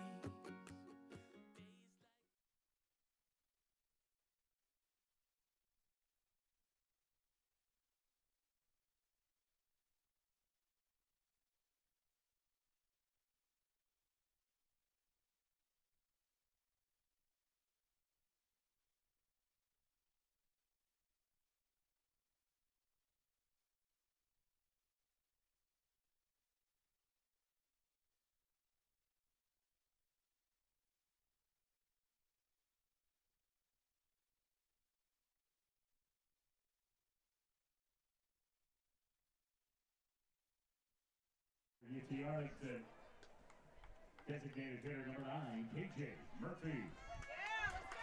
Here come the Mavericks in the bottom of the 6th. UTA, Iowa State tied at 3. KJ Murphy leads off against Highland. She had a perfect 5th inning. And Murphy, who's 0 for 2, takes strike 1.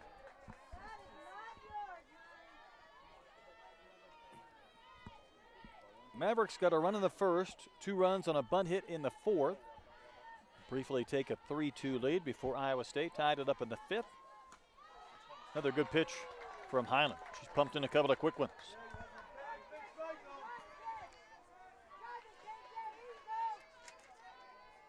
Battle, battle, battle, battle, baby, battle. See it, battle.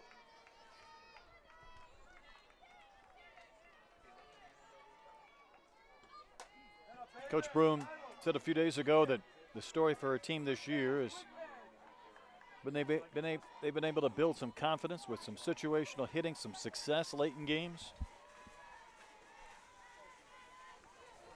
Over the first 2 games of this tournament, both wins, and 24 base hits. Today 5, 1 more than Iowa State. Having to face Highland, who's in her 3rd inning in relief.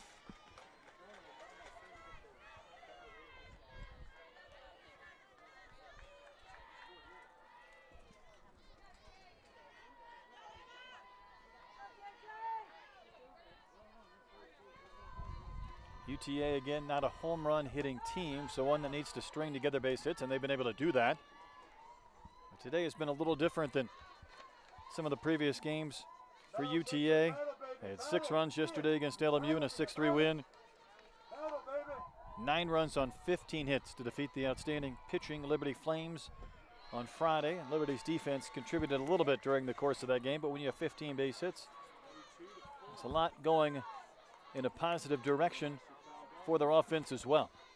Count has gone full. Here to Murphy. Couple of ground outs so far today, and facing Highland for the first time and waiting for a verdict in this at bat. Smoke to left for a base hit. Third hit for Murphy in 3 games this weekend. Right fielder, number 17, Chianti.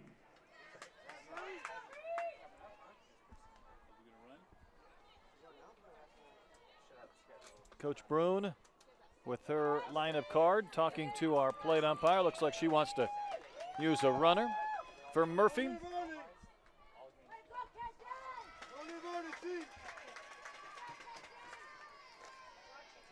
See Andrea Newton.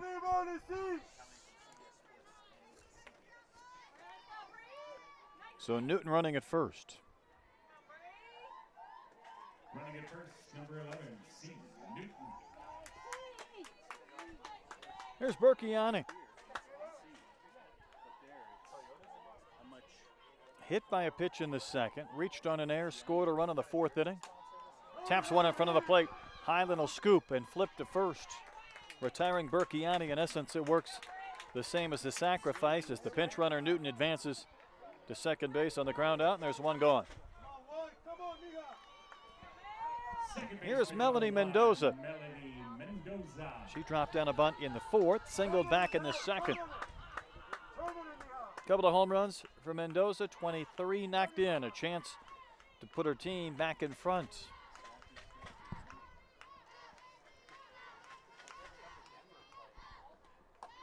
And Highland able to start ahead with a fastball. Pop that right over that outside corner.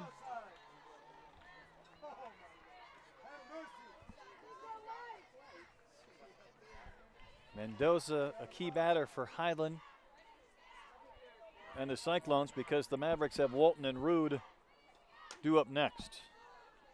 And if anybody would continue to extend the inning, then Laura Curry.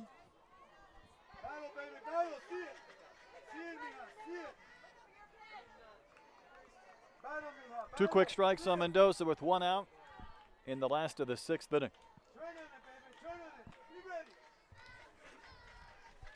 Iowa State needs a win to send this to the if game later on today. UTA trying to finish things off. Highland really wanted the pitch. She reacted as if she thought she had the punch out to Mendoza, and then was frustrated that it was not called strike 3.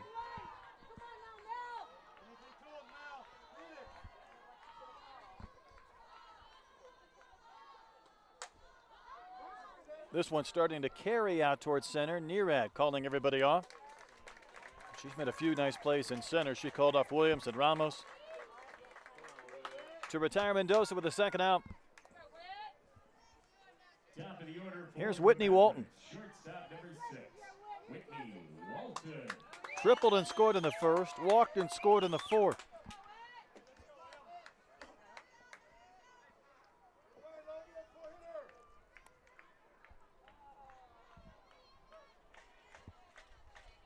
So Highland trying to work around the leadoff single and find a way to end this inning, retiring 3 in a row, and she'll get the first pitch strike to Walton.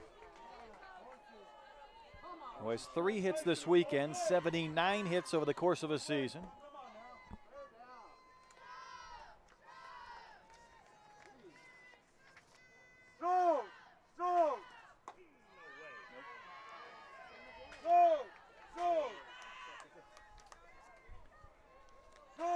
Walton, the junior from Lake Jackson, outside the Houston area by about a half an hour or so.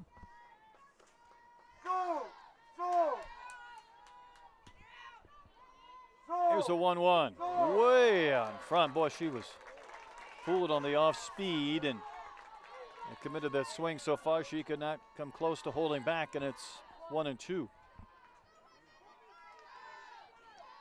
stay focused with right here, baby. See it, baby. See it. I believe.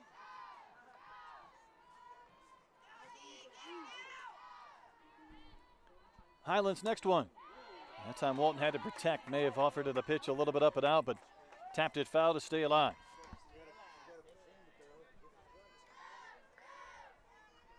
Hey, good job, Rick. Keep working, baby. Keep working. working, baby. That's my sunglasses. It's like, what are you talking about? Pulling out sunglasses. Go with the pitch, baby.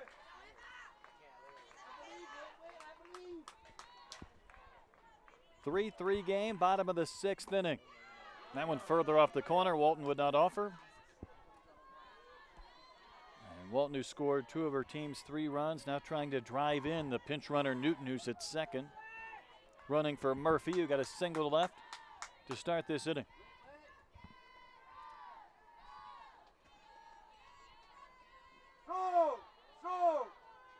And the 2-2.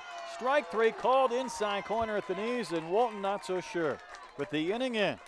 Mavericks strand a runner in scoring position. We go to the 7th. Nothing has been decided yet. Iowa State 3, UTA 3.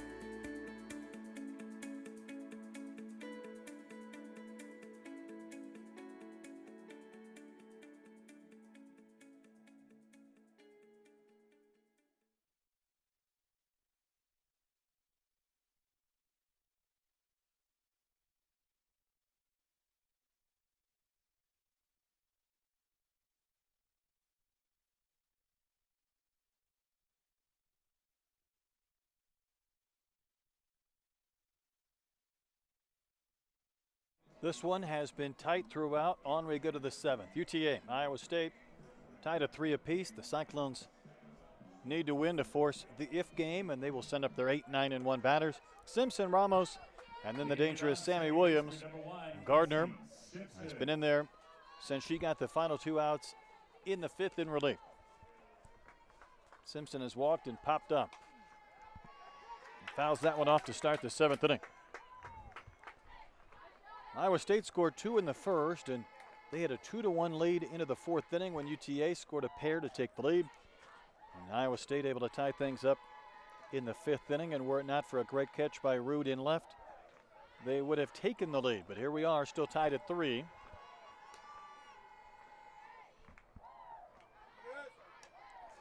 And it's quickly 0-2 to the second baseman, Simpson.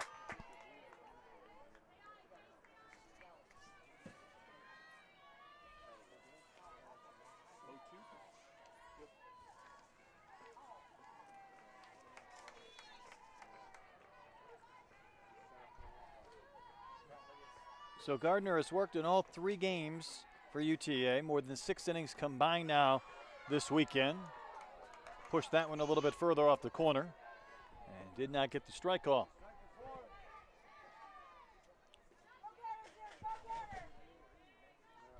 Boy, that's some rally gear. Not sure how you balance that one out. That's 1, 2, 3, 4, 7, 8 gloves. Hit high and well backing out of play over near the bullpen area. Keep working, Ellie. Good job. Keep working, baby. Keep working, Ellie.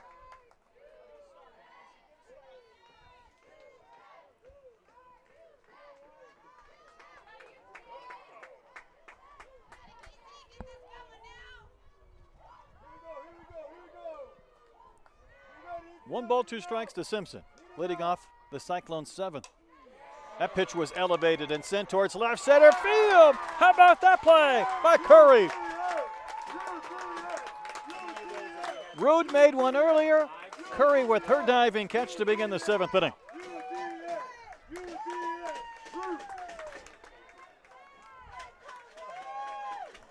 That one off the bat looked like it might be down and towards the gap for a double. Instead, let's watch the effort from Curry into a dive and a bit of a face plant, but held on.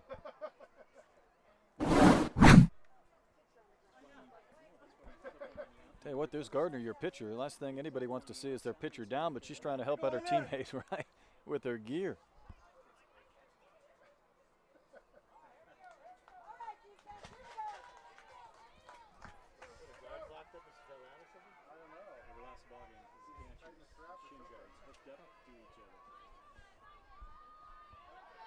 Here's Skylar Ramos. She walked in the 5th and would score what would be the tying run for Iowa State on an errant throw from Wright, the catcher. And that one does snap over the outside corner. Good pitch from Gardner. So a great catch this inning by Laura Curry, adding to our list of highlight type efforts this entire weekend. This game number 6. Quickly 0-2 the count.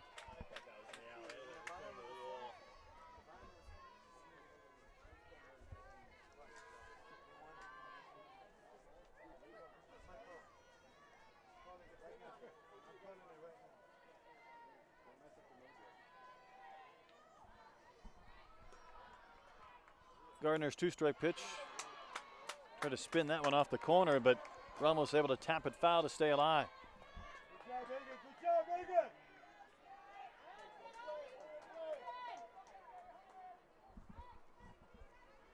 Sammy Williams looms on deck.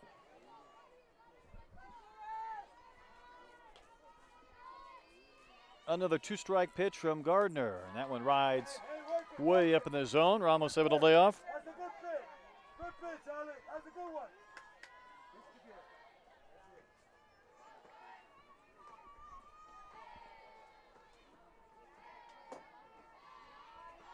Ramos choking up on that bat a couple of inches. She waits on another 2-strike pitch. Down on strikes. 2 gone, 7th inning. Here's Sammy Williams. 1 for 2, a single, a walk, a run scored. And a couple of home runs here in Fort Collins.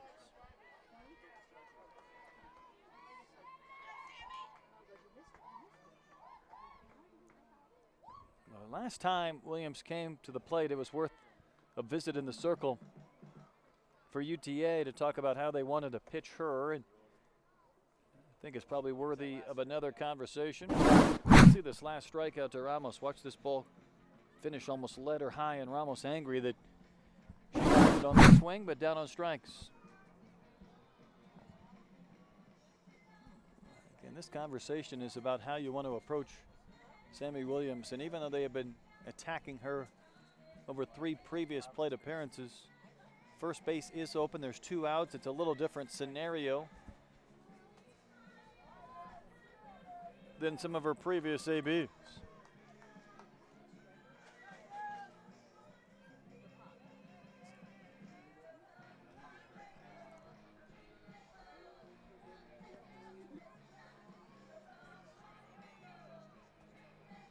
Here we go, bases empty, 2 outs, 7th inning, tie game. Iowa State needs a win to force a Game 7 in the NISC. Good pitch. Keeping one down and out of the zone. We've seen Williams spank balls to right field, including an opposite field home run, but makes it a little more difficult to try and elevate and celebrate and launch one out of here, and with one swing, put her team back in front. She's had the ability to lay off some of those pitches that you know the opposing pitchers have been trying to get her to chase. Offer at one, well, she can't do much damage with it even if she makes contact. Further off the corner, and you could see where I do believe that if Gardner would walk Williams, it would not be the worst case scenario, even though that would be the go-ahead run on base late in the game. One big swing, though, she could send one beyond the fence and change this entire contest. 3-1. See how aggressive she wants to be here. with Nearad on deck.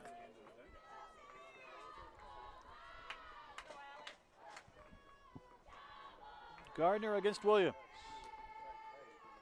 First one was a strike, 3 in a row have missed. Awfully good pitch to send the count full.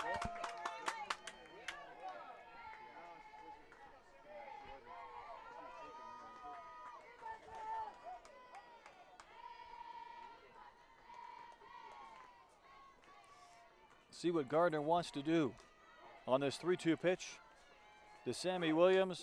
She gets the wave and a miss and a strikeout to end the 7th inning. We go to the bottom of the frame. UTA can win the NISC with the run in a 3-3 game.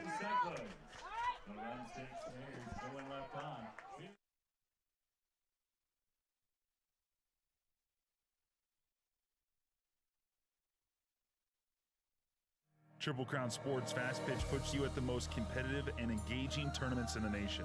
With decades of experience building relationships and trust at every level, Triple Crown is the engine behind the Colorado 4th of July, Zoom into June, and offers elite college events such as the Puerto Vallarta College Challenge and postseason NISC. Triple Crown is where skilled players enjoy the thrill of the sport and builds recruiting connections that pay off down the line. Find your way and love the game with Triple Crown Sports.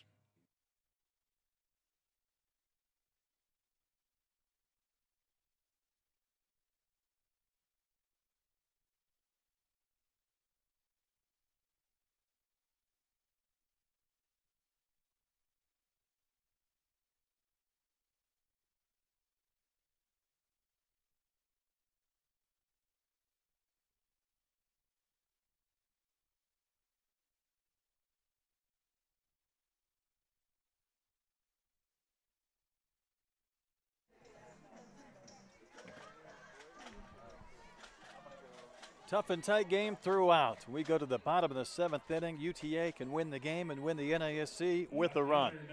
And they'll have the heart of their lineup, Rude, Curry, and Garcia against Emma Highland. Rude hit a liner back to the circle, speared by Highland the last time they faced each other.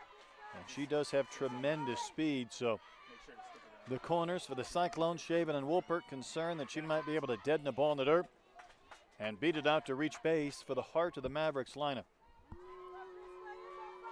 Rude is 0 for 3. She's riding a 14-game hitting streak and also a 20-game on-base streak.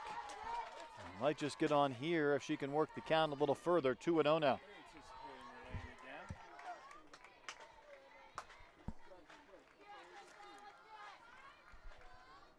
Three runs, 6 hits for the Mavericks. 3 runs, 4 hits for the Cyclones. And that one rides high. And again, this is a speedy runner for both the Mavericks to try and get on base to start the 7th inning, and one that Iowa State would really like to deny. And Ramos, the catcher, walked that ball back out to the circle to Highland.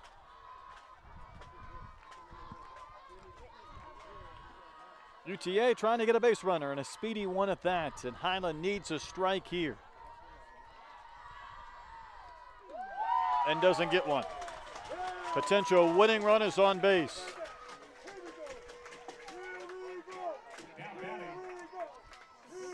Here is Laura Curry.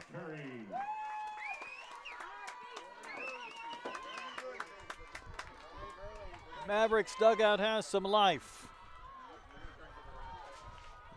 Curry picked up her 90th hit of the season with a bunt and an RBI in the 4th. She's 1 for 3. Corners guarding against a bunt here, and that's 5 straight pitches that have missed from Highland at the worst possible time for the Cyclones.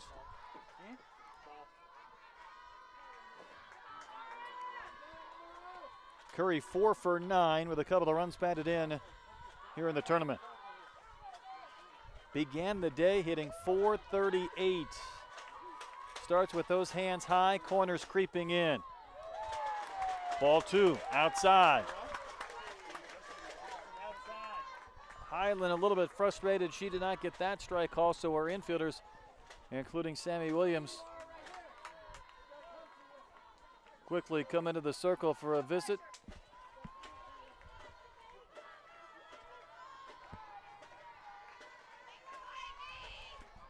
6 in a row have missed to begin the bottom of the 7th inning.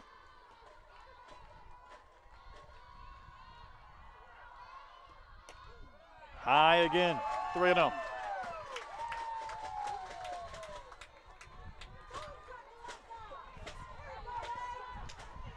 Rude walk to begin this inning. 3-0 to Laura Curry.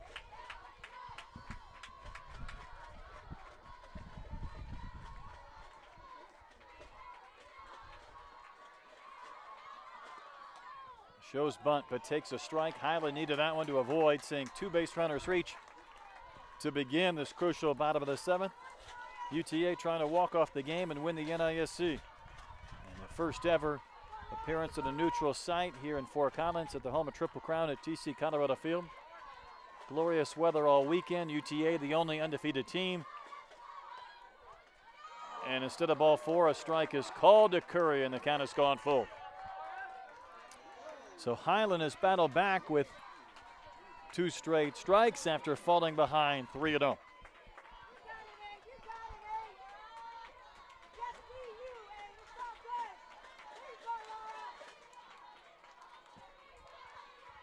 Big pitch for Highland.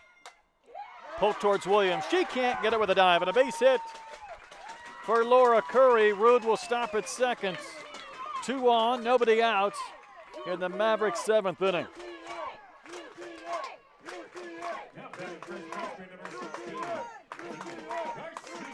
And here is Aileen Garcia.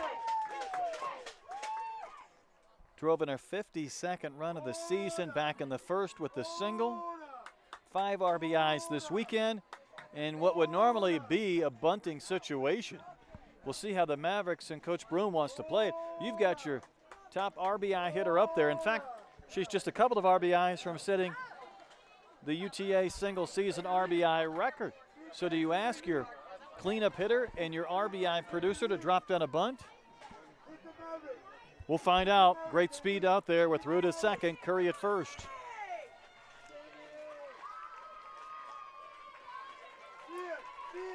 So many games have been decided late. This one 3-3, bottom of the 7th.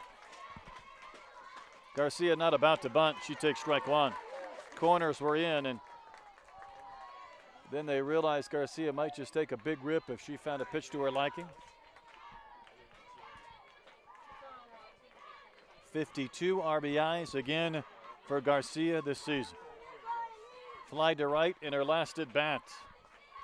Now she squares, but the ball popped out of the glove of Ramos. Taking off for third is Rude, and Curry will follow to second. And now there's no need for Garcia to bunt.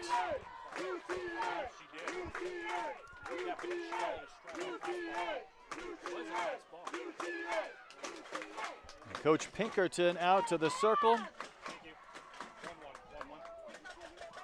And now you wonder if maybe Iowa State would walk Garcia. Set up a force at every base. Not concern themselves with the big RBI producer for the Mavericks, but a pass ball after the walk and the single.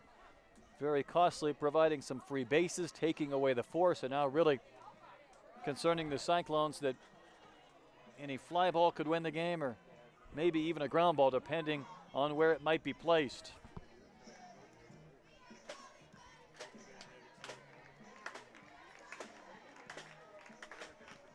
Last year, UTA went to the NISC Championship Series in round, but they lost to LMU 10-5 and lost to Eastern Kentucky 8-6. A couple of wins here this weekend, rallying to defeat Liberty 9-8, winning yesterday over LMU 6-3 to eliminate the Lions. And now trying to finish off a championship. For the time being, it doesn't look like Garcia will be worked around. She lines one to right for a base hit. Rude will score, and the Mavericks are the 2019 NISC champions. And Garcia, who has done it all year, rifles another RBI base hit. And the Mavericks defeat Iowa State 4-3. A walk, a single, a pass ball, and the RBI base hit from Garcia makes a winner at a UT Arlington Mavericks. The National Invitational Softball Championship trophy will go back to Arlington, Texas. Congratulations to Coach Brune and the Mavericks. They go 3-0 this weekend, and they eliminate Iowa State. And what a weekend it was for UTA. Two great plays defensively made by the Mavericks over the course of this game. You think about the catch Rude made in the 5th that kept the game tied. And then another great catch was made by Curry in center back in the 7th. And the first 3 Mavericks reach in the bottom of the 7th inning as UTA wins it by a score of 4-3. UTA 4 runs, 8 hits, and an error. Iowa State 3 runs, 4 hits, and a couple of errors. As UTA will finish their season 36-27. Iowa State will finish 37-25. And there is the bath for Coach Brune. And a wet one. The Mavericks celebrate. And congratulations to UTA. What a great weekend here in Fort Collins in this wonderful facility here at the Triple Crown headquarters at TC Colorado Field.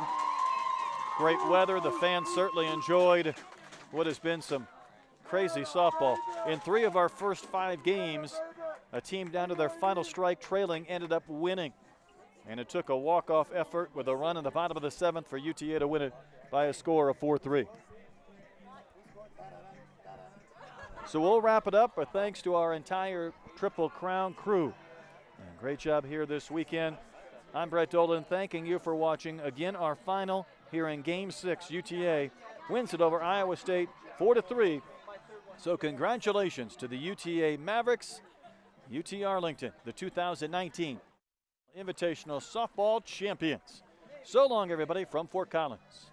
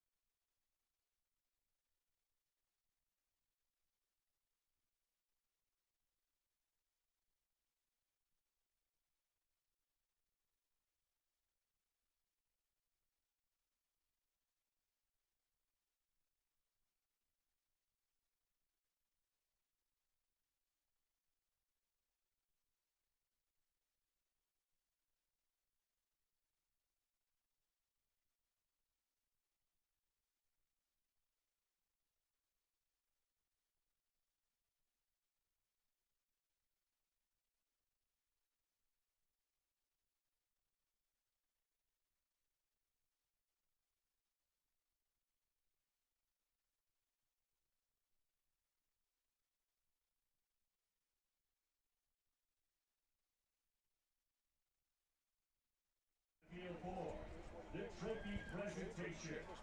We will also announce the 2019 NISC All-Tournament Team and Most Valuable Player.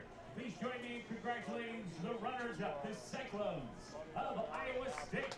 Head coach Jimmy Pickerton.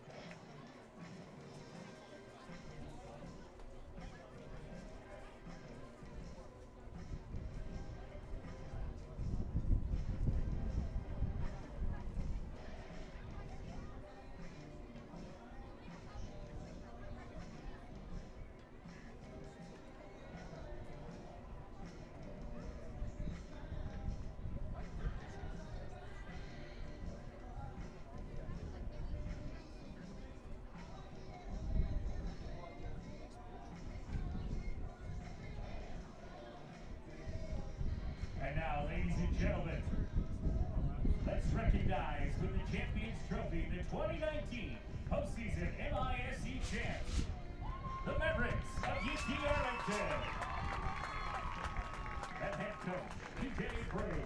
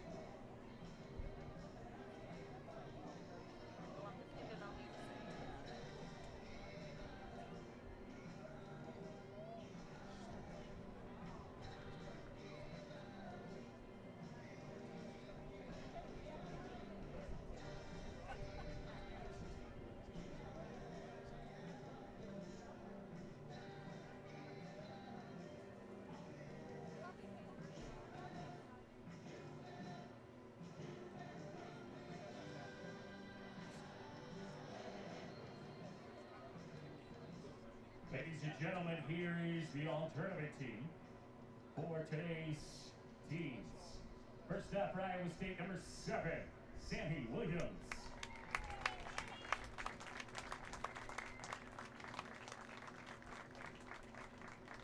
Number 8, Taylor Nearhead.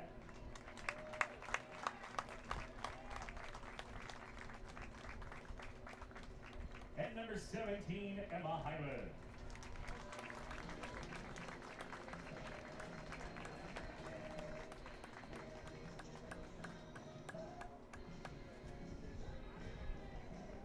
And now the all-tournament team from UTA, number 8, Laura Kirby.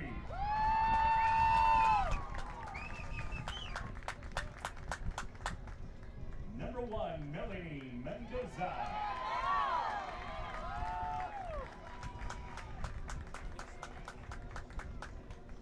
Number 15, Randy Phillips.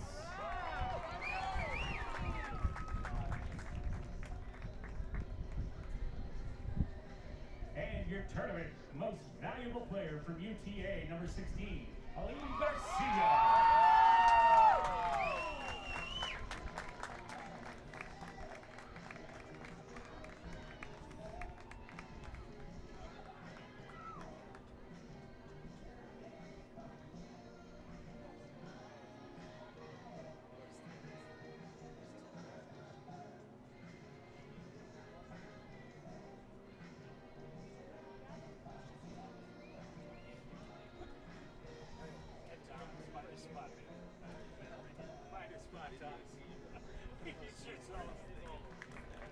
Ladies and gentlemen, thank you for attending the 2019 NISC. Please have a safe trip home.